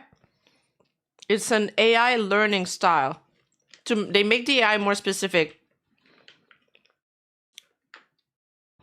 That is sad. You should be allowed to opt out of this as an artist.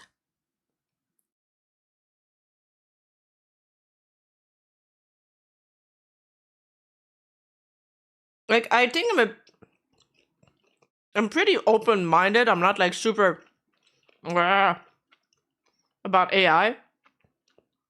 I think some of the tools are okay, but there's some stuff like this. Imagine you're an artist, you spent your entire career, well, your entire life developing your style, and then you have somebody yank your entire database. The only way it would be to remove all your art from the internet.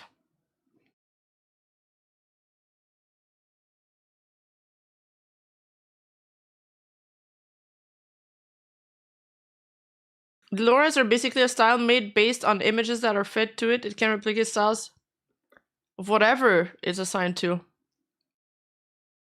I don't know.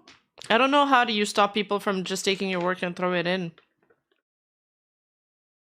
Maybe there's gonna be some kind of like metadata in the images in the future.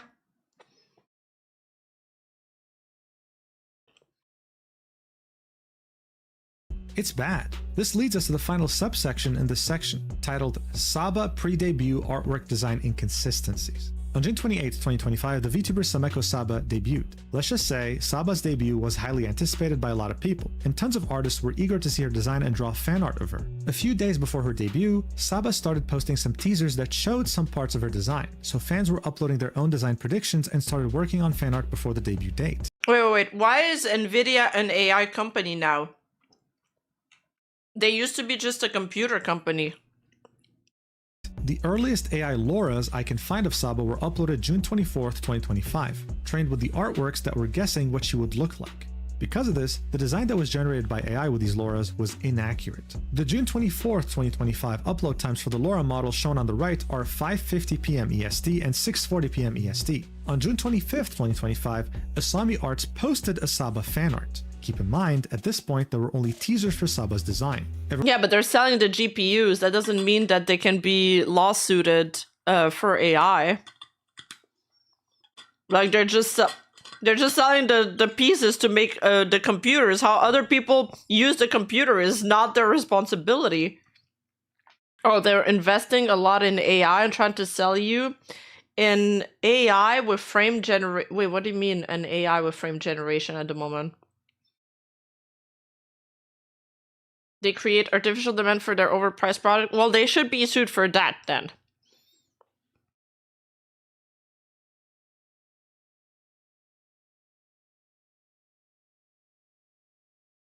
Nvidia is manufacturing chipsets specifically adapted to be used with AI. Okay. We're getting more precise answers now. It makes more sense. They have a big stake in OpenAI company and they're developing AI. They have a decade of AI experience. Oh my god. Why does this remind me of the League of Legends? We have 100 years of experience in character developing line. Oh, so Nvidia just stopped producing general RAM and has increased dedicated for AI RAM? Oh, that's why the prices are surging.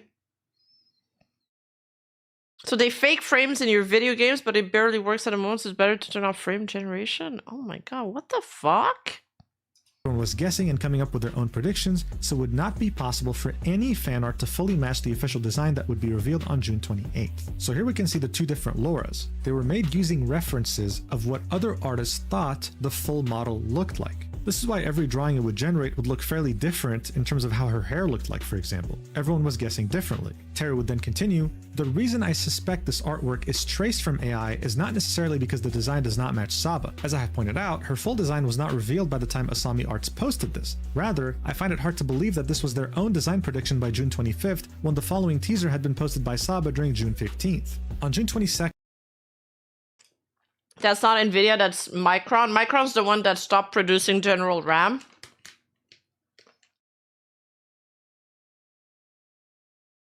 Saba uploaded a final teaser that showed the back of her head and part of her side profile, along with a silhouette of her body. In this silhouette, her tail shape is very clear too. You can also see she has no blue highlights on her side bangs. There's a very small probability that they missed these two videos, but I find it hard to believe because the new fan arts being uploaded had the correct tail shape drawn too. More importantly, and going back to the Lauras, the tail shape is clearly taken from another VTuber, and one of the Laura uploaders admits as much. We can see that in the Laura description. So I'm sure you can see where this is going, right? Even though this new tail was revealed 3 days prior to Asami Arts posting her fan art, the tail was completely wrong and was matching 1-to-1 the tail of the VTuber that the Laura uploader used as reference. Terry would continue, on June 25th, Saba finally debuted and made her reference sheet available. After new fan art started being drawn and uploaded, AI users immediately began scraping them to make Lauras with her proper official design. The earliest models that I can find were uploaded on June 28th. On June 30th, Asami uploaded the following artwork. Going back to AI users ignoring design elements, and despite the new updated Laura— Guys, like,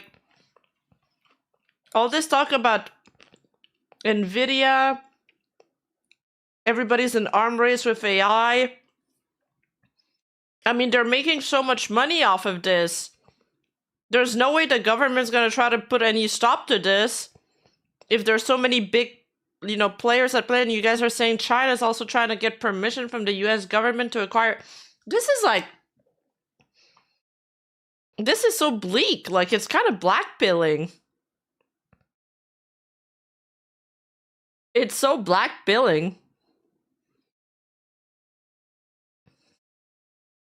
Exactly. The governments are also going to I don't know.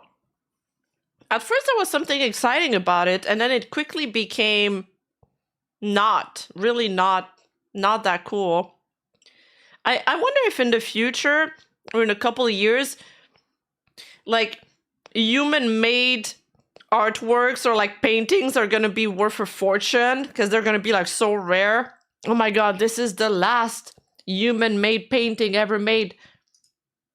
How many monkeys? Oh my god, 21 months. Welcome back to the Cute Squad. Thank you for supporting me for so long. That's why the economy could collapse at any moment if it goes totally wrong. Yeah, the bubble is scary.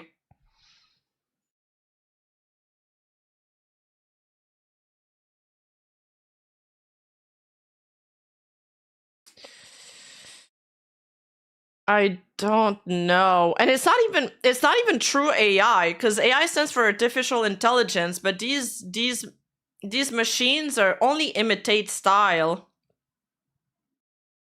And the amount of data you can input into them is limited. They'll leak out. They're not even able to absorb so much data. So the artificial intelligence suggests that the product is intelligent, which means it can adapt on its own, but really it's just mimicking intelligence, so it shouldn't even be called AI. It should be called something else, like NPC. For the outfit, once more, there are a few things missing or incorrect in the artwork above, such as the tail position and length. The dress does not have the hole in the back for the tail, it's meant to be placed underneath it. And back to Laura's again, do know that multiple Lauras can be used together. That means you can generate an image with the Saba outfit Laura plus Ixie style Laura together. Who is Ixie? An artist whose illustrations have been used without permission to train multiple AI Lauras in the style Asami has been using recently. However, Asami has used multiple styles in the past, all specifically from Japanese artists who also just happen to have Lauras trained without. I mean, I'm sure like for coders and stuff, they love, you know, AI just helped them. I'm sure in many fields it's helped. We're just seeing all the downsides of it. The downsides are pretty bleak. It's blackpilling to think about it. I know I've said it 3 times, but it's starting to be a little bit depressing. Like, it's kind of scary.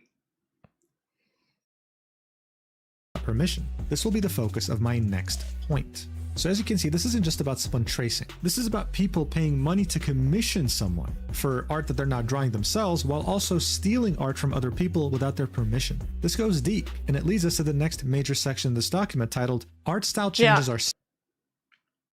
I think for the medical field is pretty cool. Well, in the medical field, you're saving lives, so you'll take any tools you can get, right? Whether it's ethical or, you know, or gray line ethical, as long as it's not out loud, if the end result is ethical, then it kind of justifies the means, because the end is good. The other stuff, well, it's not primordial, it's not for survival, so it's more debatable. But can you guys imagine that, like, some of us here are getting pretty far into our hag lives, and we have this huge digital imprint on the internet. We already know that all our data is being sold. AI machines are scrapping our data. They're all going to learn to talk like us, tweet like us, behave like us.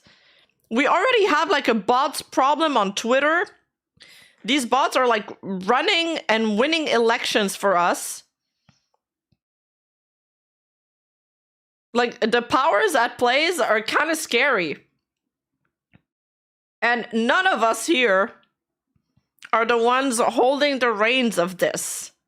We're all just being farmed like we're in the fucking Matrix. Being used to make electricity. Alright, that's my rant.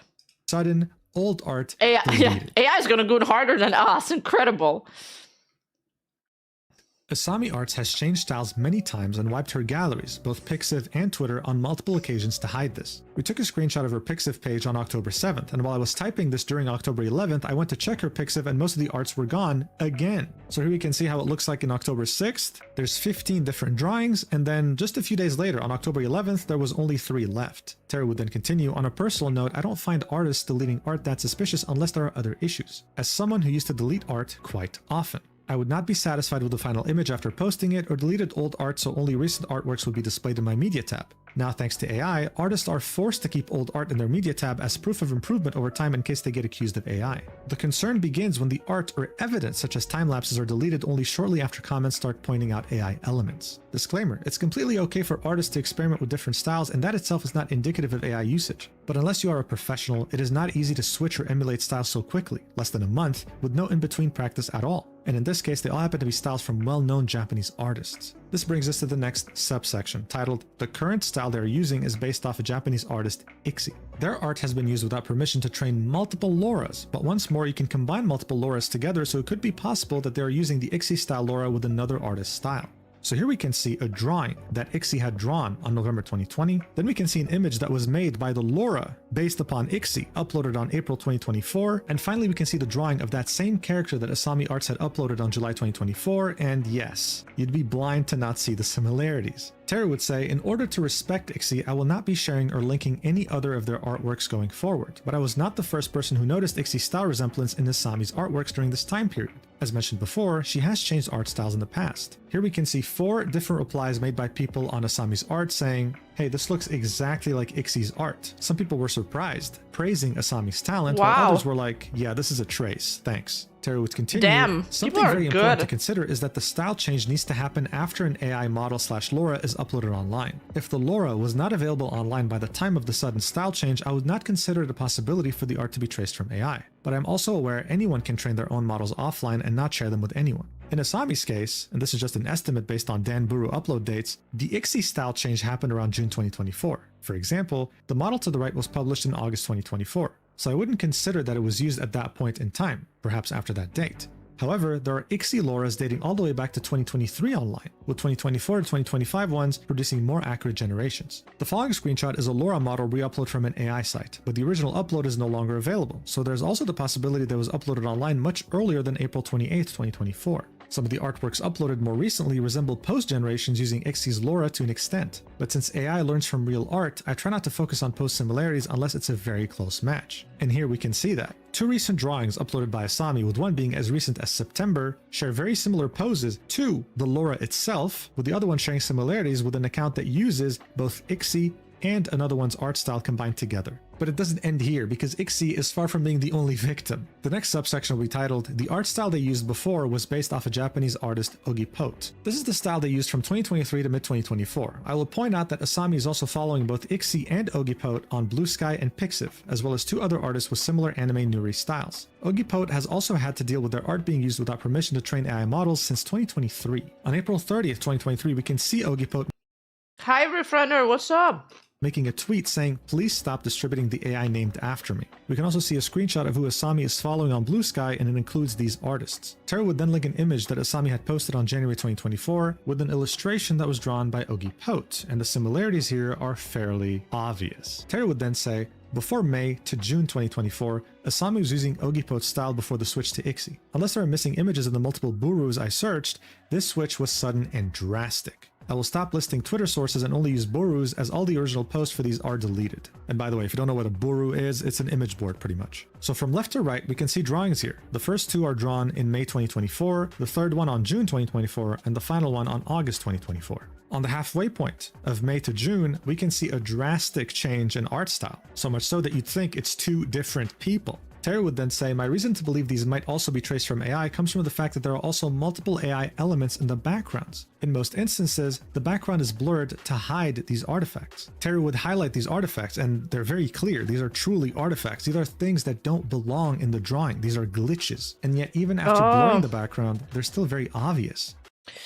Later on, she claims that she's using like Google backgrounds because she's not confident in backgrounds or some shit. Terry then continues, I will not be showing every single instance of AI backgrounds since there are dozens of images. You can argue that only the backgrounds are AI generated and the characters are drawn from scratch on top and not traced from AI, but the switch from Ogipote to Ixie style was just as sudden as the jump in skill before Ogipote's style, which is what leads me to believe the characters started being traced at 1.2.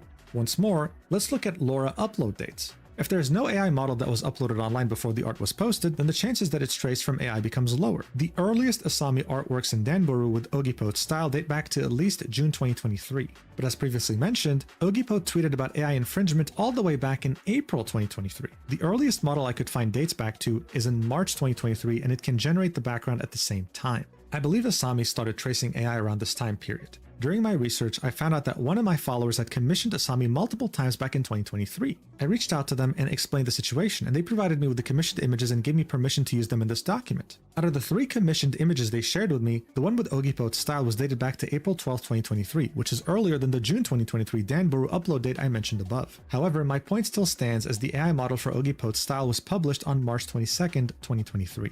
So here we can see 3 images with different dates, and goddamn does the first one have some big cannons on those chests. That's getting censored, but anyway, even though it's censored, in the first image I think you can clearly see that this seems way different than the other drawings we saw. This might even be Asami's real style, the one that she uses without AI or tracing or whatever. This was the first commission. However, the other 2 were crazy different. And this is where Teru says, these improvement rates in a single month from beginner artists only became so common after 2022 with the first wave of AI image generation. For non-artist references of what general improvement looks like, see the artist evolution post on I feel like they all look in the same style. I don't really see it.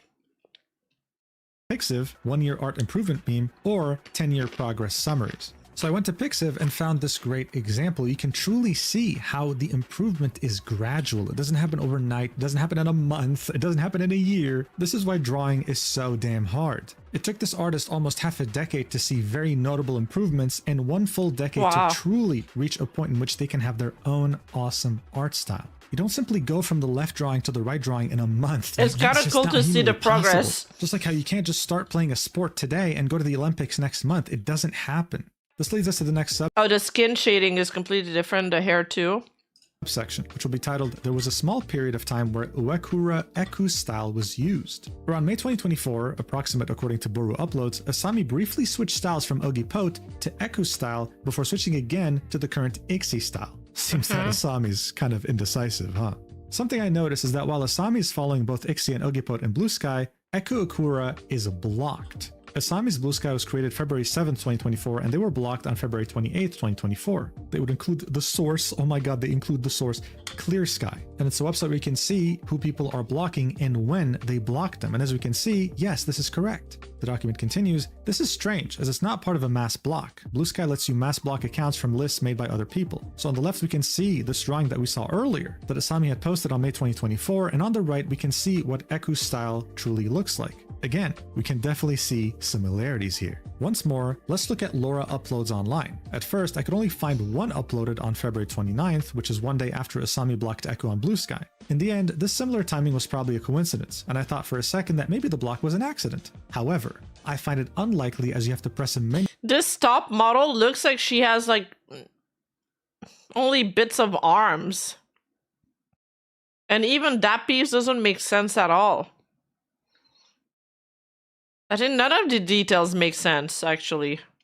To find the block button and get a warning when you are about to block someone. That said, after a bit more digging, I found a model that was uploaded on October 24th, 2023. There will always be the possibility that these are simply heavily referenced and not generated with AI and then traced, but somehow these exhibit similar AI errors that are still persistent in future artworks. I haven't gotten to I guess they blocked the artist so they can't see that she's ripping them off, prior to 2023 yet, but I want to share some comparisons of the style change with the same characters across less than a year. So as you can see, all these different drawings by Asami were in 2024. The differences between art styles is astounding. Oh, Again, you might not wow. be familiar with art, but all you have to do is go to like a famous artist's profile and see their drawings. This doesn't happen. They might change their art style once for like a special drawing, but that's it. You don't drastically go back and forth, back and forth, back and forth with different art styles all the time. Like, it's crazy. The final subsection in this major section is titled Incoherent Skill Improvement. As observed, there's a constant and very distinct change in styles, but besides that, improvement completely stalls. So far, I've tried not to nitpick at errors that could be human in nature, but there are some issues that can't be dismissed. There are pieces where the perspective seems flawlessly executed, but then there are artworks with dynamic poses that have anatomy mistakes and proportions are always different between images. If an artist has somehow mastered multiple styles in less than a year, seems to have knowledge of anatomy, to a fluctuating degree,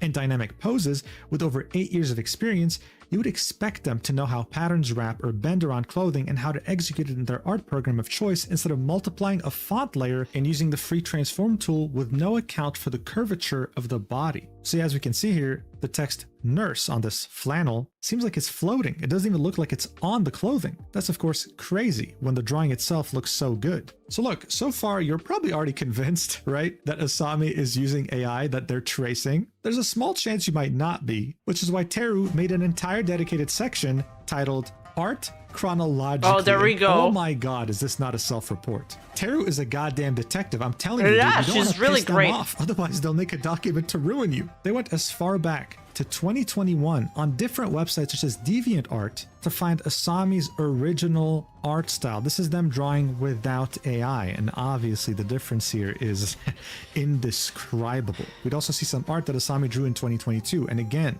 huge difference than what would happen 2023 onwards. The massive shift would truly happen on January 2023, where we go from a clear art style that belonged to Asami to extremely professional art that was heavily inspired by other people. At the same time, this is when AI backgrounds start to show up too. Chronologically, it would be in March 2023, as we saw earlier, that Ogipot's style starts showing up. What's interesting here is that the first image provided by Teru, which is from March 11, 2023, is actually from Etsy. Someone purchased a commission from Asami on Etsy, and that person left a review. They say, "This is my second time working with Asami. However, this time I let her control my outfit, but she changed my character entirely, so it doesn't even look like me. I'm a little upset that she wanted to charge me $25 for two things that should have been there in the first place. The sketch didn't look like the final product. It's cute, but I won't be using this art to define me at all. I'm a wolf VTuber, but she drew me as a cat." So see, this is why AI commissions are tricky. You tell them you want one thing, they draw something else, and they can't change it. Why? Because they didn't draw it. We then see the massive switch in art style again from 2024 to 2025. Okay, I mean, yeah. it could literally just be a completely different person. Oh And god, would it lead us to could. the next section titled Deleting Art After Being Contacted. I was going to source the first image to her Pixiv, as I remembered it was still available there, and you can see it in the Pixiv screenshot back here.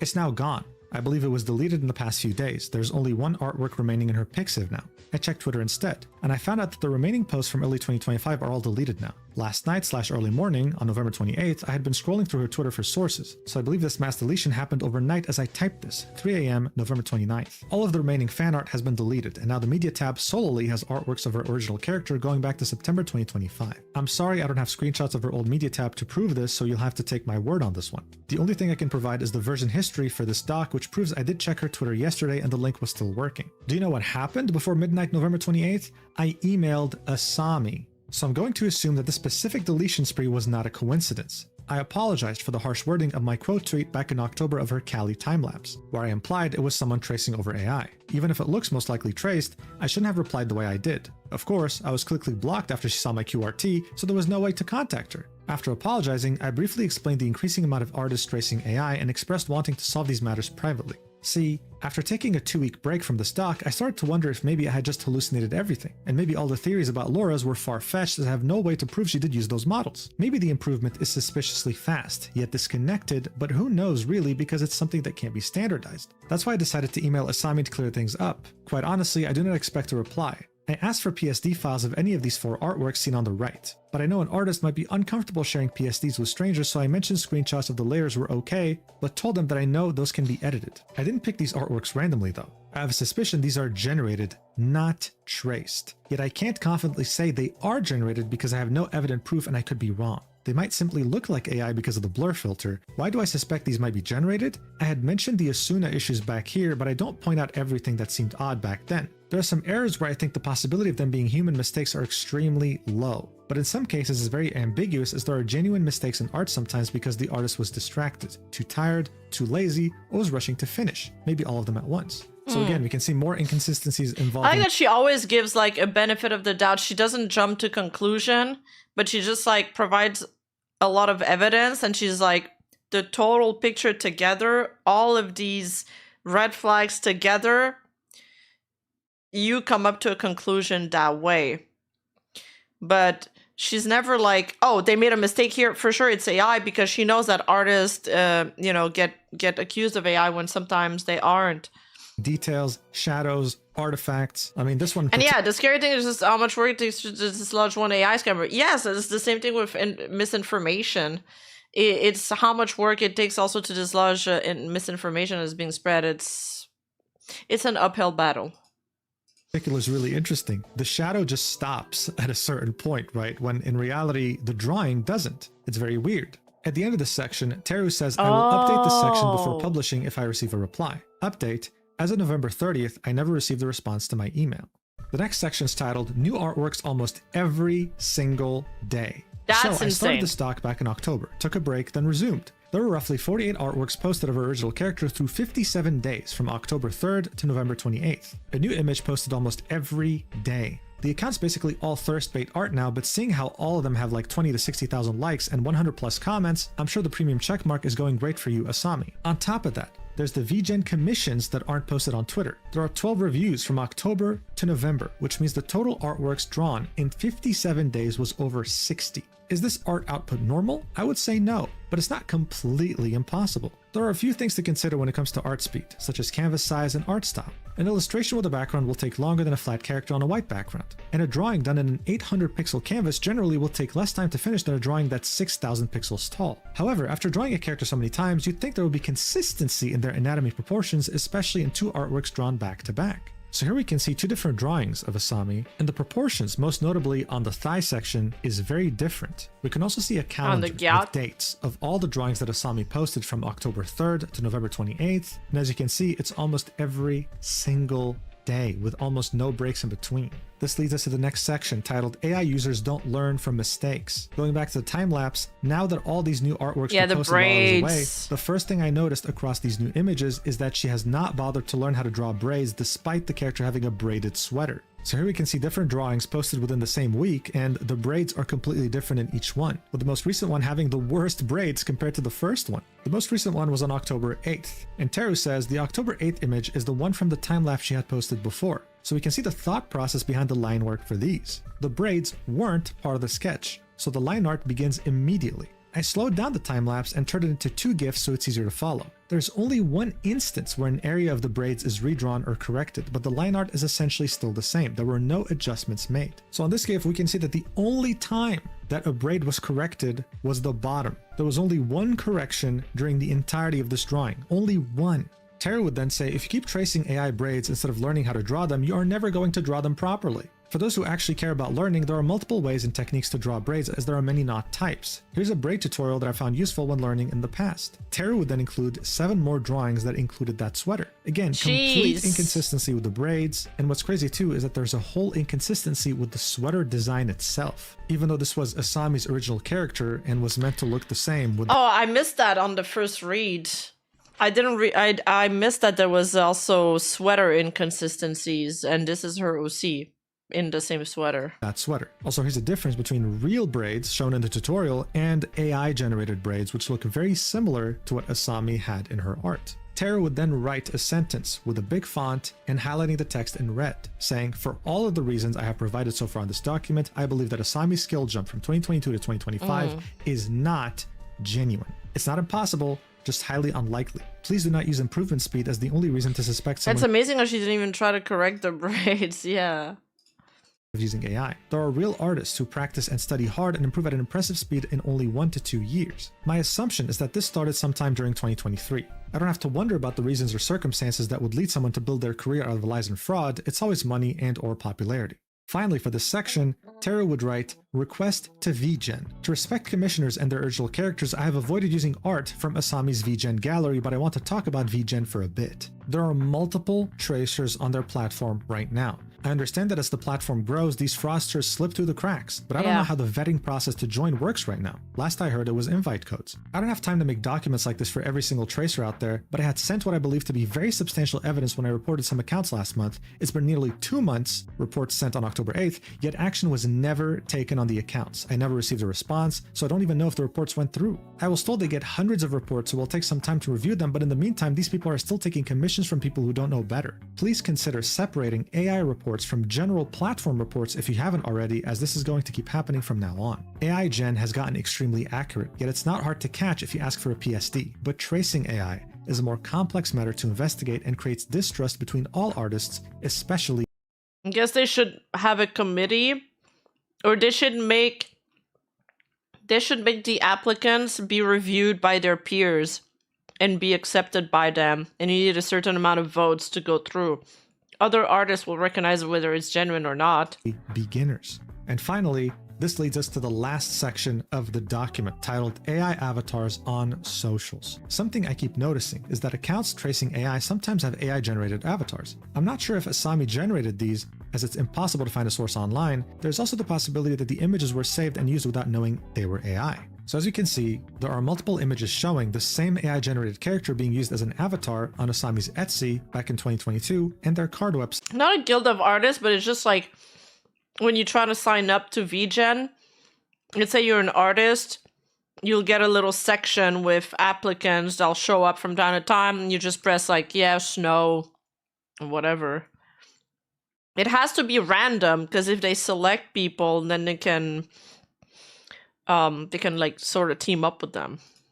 In the beginning of 2023. Tara would say these are Wayback Machine snapshots. However, the January 2023 avatar is still visible in her abandoned Gumroad page. And that Gumroad page still exists today. I'm surprised it's not deleted. It's right here on the top left. The soulless eye style was fairly common back in 2022 when AI was not as advanced as it is today. Okay, the final page in this document would be Teru reposting Google Docs from previous controversies about tracers. There are multiple, and then would conclude this document by saying, as this becomes so prevalent, I'm afraid that in the future people might wrongfully accuse others, whether in good or bad faith. Please don't resort to hate or threats, even if something might seem very obvious at first glance. Please review these things privately first and ask other artists for a second opinion. The only reliable proof right now is live drawing in the same canvas, like Magma or Drawpile, etc., with screen capture as time lapses and recordings can be forged. So yeah, one hell of a document, am I right? To many, this was all the proof they could have ever asked for. They were convinced they didn't even need to hear Asami's side of the story. And you know who else agreed with this mindset?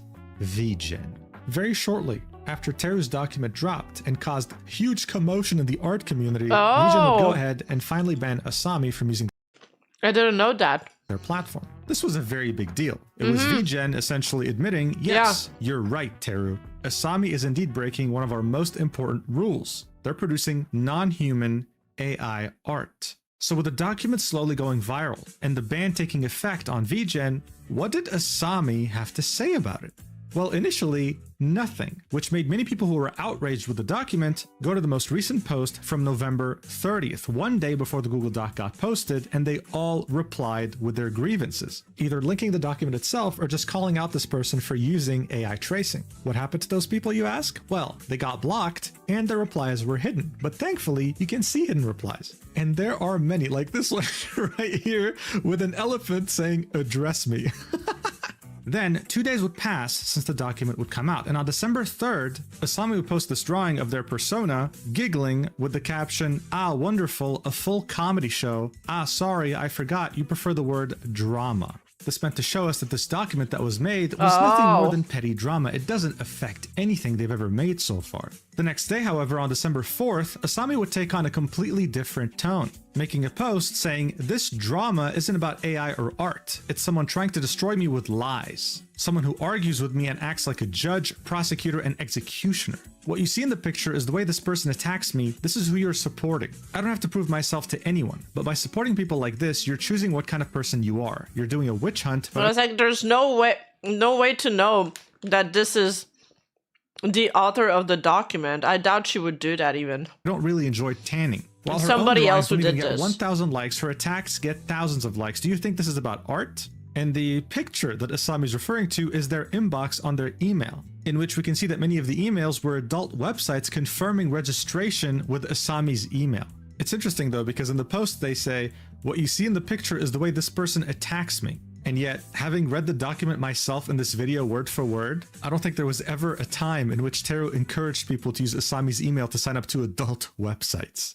Then, on that same day, we're still December 4th, Asami would make a long post, and with that post would be attached a video of a time-lapse with them drawing their character. Here's what was said. Long time ago, when I first opened my Etsy, my art really wasn't good. I even used the first cute picture I found online as my profile image. I didn't even know what AI was back then, and if you look at my old Etsy orders, you can clearly see I never delivered anything in that style anyway. I tried so many styles, I spent a long time experimenting, even copying the styles of artists I admired, because I was learning and trying to get my own style. I played with 3D posing tools like everyone else, using MMD to understand poses. I tried backgrounds from places like Pinterest or Google because I wasn't good at them yet, like downloading backgrounds from Pinterest and drawing characters on them myself. Eventually I realized none of that really felt like me. And yes, I still don't know how to draw guns. I honestly don't care to. I can look up a reference, but to me they all look the same, so I just don't enjoy drawing them. Stop Now that. I found my own style, something that finally feels like home, and I draw with confidence. Yet some people love acting like judges or lawyers online, looking for someone to tear down for attention. Sometimes it works on others, but I'm still here. And the reason I never talked about any of this before is simple. I needed time to see people's true faces. Some chose to follow the crowd without thinking, and honestly, it cleared my space in the best way. I don't regret anything I've done. My responses were exactly what they needed to be. I'm still here. Before speaking, try thinking for a moment. That goes for everyone. This was Asami defending themselves in the face of these accusations that they call unwarranted. This time-lapse was meant to prove it. Here we can see the sketch and the final line art. We can see them making mistakes. It almost seems like they're actually drawing for real. And I'm going to be completely honest with you. Yeah, right? As someone when I saw this, I think in Discord I wrote, I was like, this makes me waver in my opinion. I was like, this looks convincing. Who doesn't draw for a living or doesn't even draw at all, for a second, they kind of got me. I started believing it. I started thinking, wait, was that document just not real? It wasn't true? I was like, was I wrong? But then I remembered the gun. And I was like, no, I think we're right. But maybe she got better? I don't know. Making this video. This time lapse is 7 minutes long, and honestly, it looks pretty damn accurate. And they just drew everything in front of my eyes on a tablet with a pen. The sentiment started to slowly start spreading around. You'd see quite a few quote tweets in support of Asami, calling this some sort of unwarranted witch hunt, accusing people like Teru for going after innocent artists and making drama out of nothing. For a second, it seemed like the tide was shifting, but Asami wasn't done just yet. Someone would quote tweet their time-lapse and say, this doesn't really prove you haven't been using AI at all, you simply aren't using it here. We all know you can draw, but proof, especially the gun error, shows you resort to AI to make the process of drawing faster without informing anyone and your clients about that part. Asami would personally quote tweet this and say, are you okay? I made this drawing in just an hour and a half. Do you really think I need this? So it went from this is AI to of course you know how to draw. Really a comedy show or just people unable to handle it. Someone else would quote Asami's tweet about the email spam, and they'd say, in quotations, quoting Asami, this drama isn't about AI or art, it's someone trying to destroy me with lies, someone who argues with me, to which they add, why this part sounds like it's written by ChatGPT, girl, it's getting worse, apologizing is easier. Asami would yet again personally quote tweet this and say, all the people in the world should apologize to you for not knowing that all the people in the world do not speak English. I'm sorry, crying emoji. I guess your next comment will be, why do you use Google? Oh, sorry, why was the internet invented? The mood was starting to shift. Asami was simply not going to take it without fighting back. This was their reputation after all, and according to them, they're innocent. Well, some people might have started to believe that, but a day or two later, after carefully scrutinizing the time-lapse, actual artists would have something to say.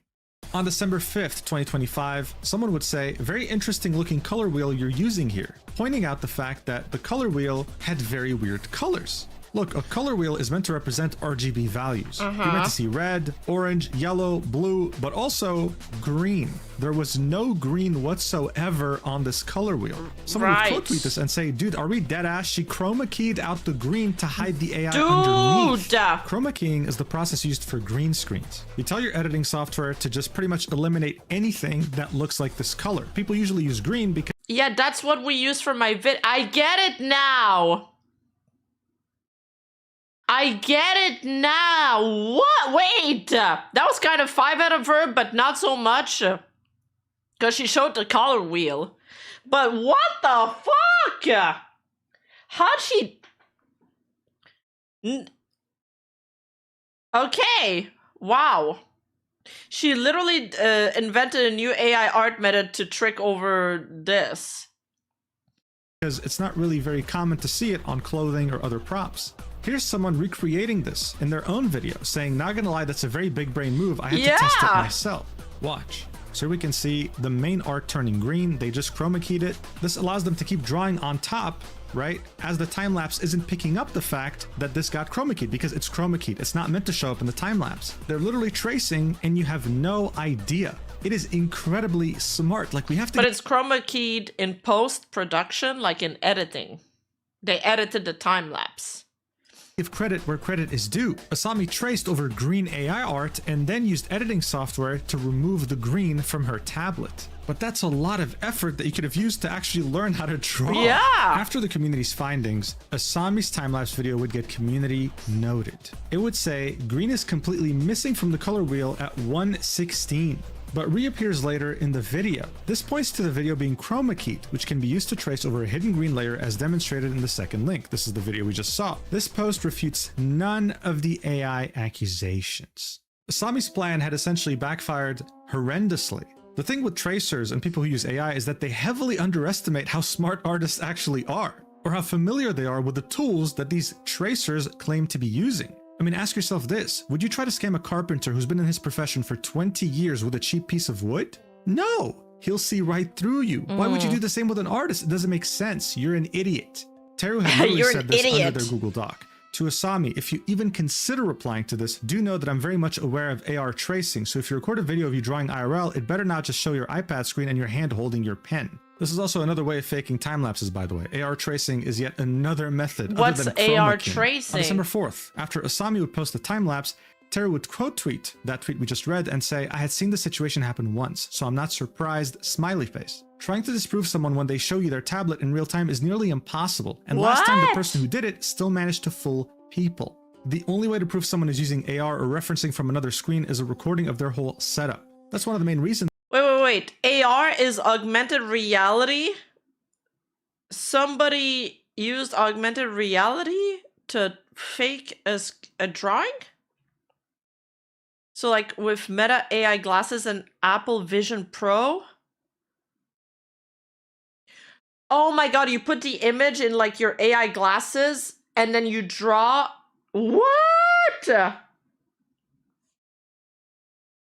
That's crazy. That's why Asami was invited to draw with someone else on a website where they can't cheat like this. And they refused. Surprise, what surprise. The fuck? I was going to end this video by saying, oh, we don't know what's going to happen. Will they delete their account? Will they keep posting? Well, now we got our answer. They took full advantage of the whole parasocial aspect of online content creation, and now they'll always have a dedicated fan base that doesn't really care if this is AI generated or not, as long as they get to live their fantasy. Asami, however, it's like the Fillion stuff I covered, you know, the fake Fillion character. They don't care, they're just there to goon. So they don't care whether the art is authentic or not. But she's probably not going to get more VGen commissions. But at this point, I think she's farming from Twitter and her Patreon, whatever she had. Is nothing more than just another drop in the ocean. There are many people like this. This is why it's important that you take the document Teru wrote seriously and you look for these different signs that were pointed out before you commission an artist. At the same time though, if you're not familiar with art and you're— Oh, Asami-chan has 7k followers and hasn't posted since December 6? Oh, well, at least she did that. Not an expert illustrator yourself, you shouldn't call out any artists for using AI. This has happened before, these false witch hunts, and they never end well. This is why AI and its role in the arts is so complex. I wish artists the best, and I hope that we can find a solution to AI stealing all their work without compensating them. Be careful out there with who you commission, and thank you so much for watching until the end. Don't forget to use the code MUJIN for 10% off your Gamer Subs order, and I'll see you in the next video whenever that use is. use code CLUB! Mwah. Clop. I'm joking. Great video, Mujin. Thank you. Hey, honey, forgot about the AI, okay? If you do, I promise I'll be your girlfriend. Dude, his endings are so good. Nice video. His videos are so great, man.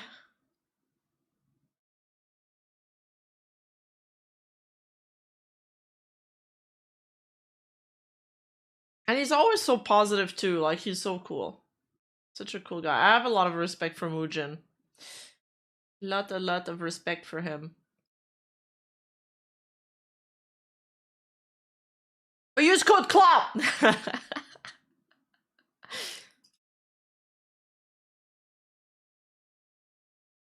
Okay. Okay. I finished 2 scripts lately. Should be a new video soon. And I finished another script yesterday about the rise of Gigi Morin. So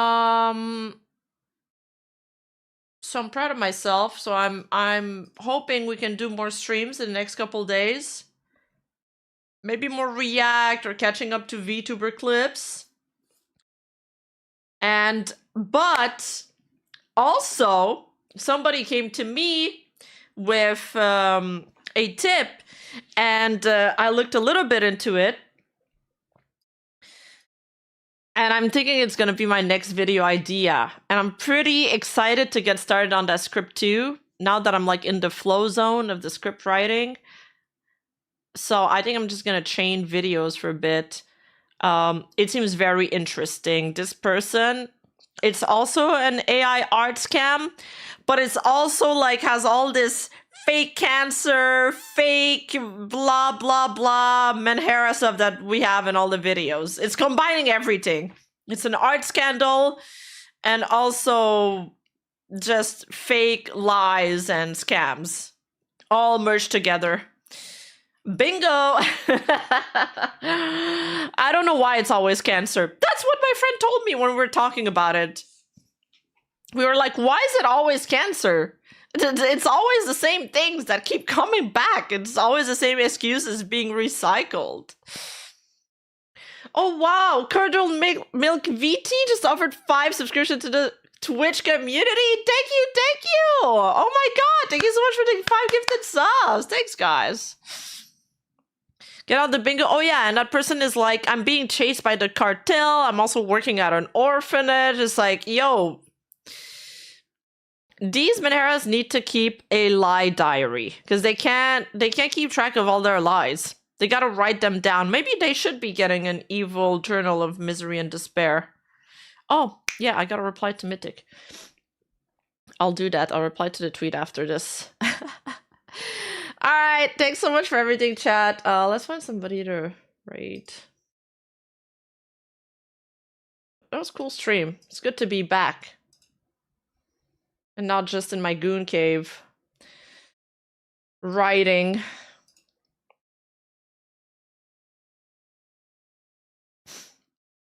Oh, Tomo is live, great.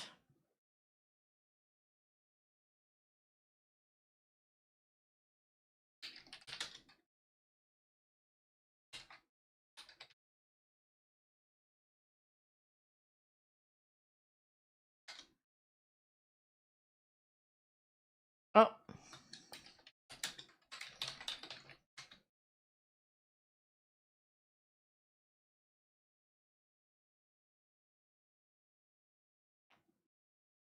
Thank you everybody for everything today. What an amazing stream. Thank you for all the subs. Oh my god, Salty, thank you for the Twitch sub. Thank you. Thanks so much for all the love, the generosity, guys. I love y'all. Yeah, and almost at 125k subs. Let's fucking go. You guys are the goats. Thank you for keeping me going. You're my motivation. And have a great evening. Bye-bye.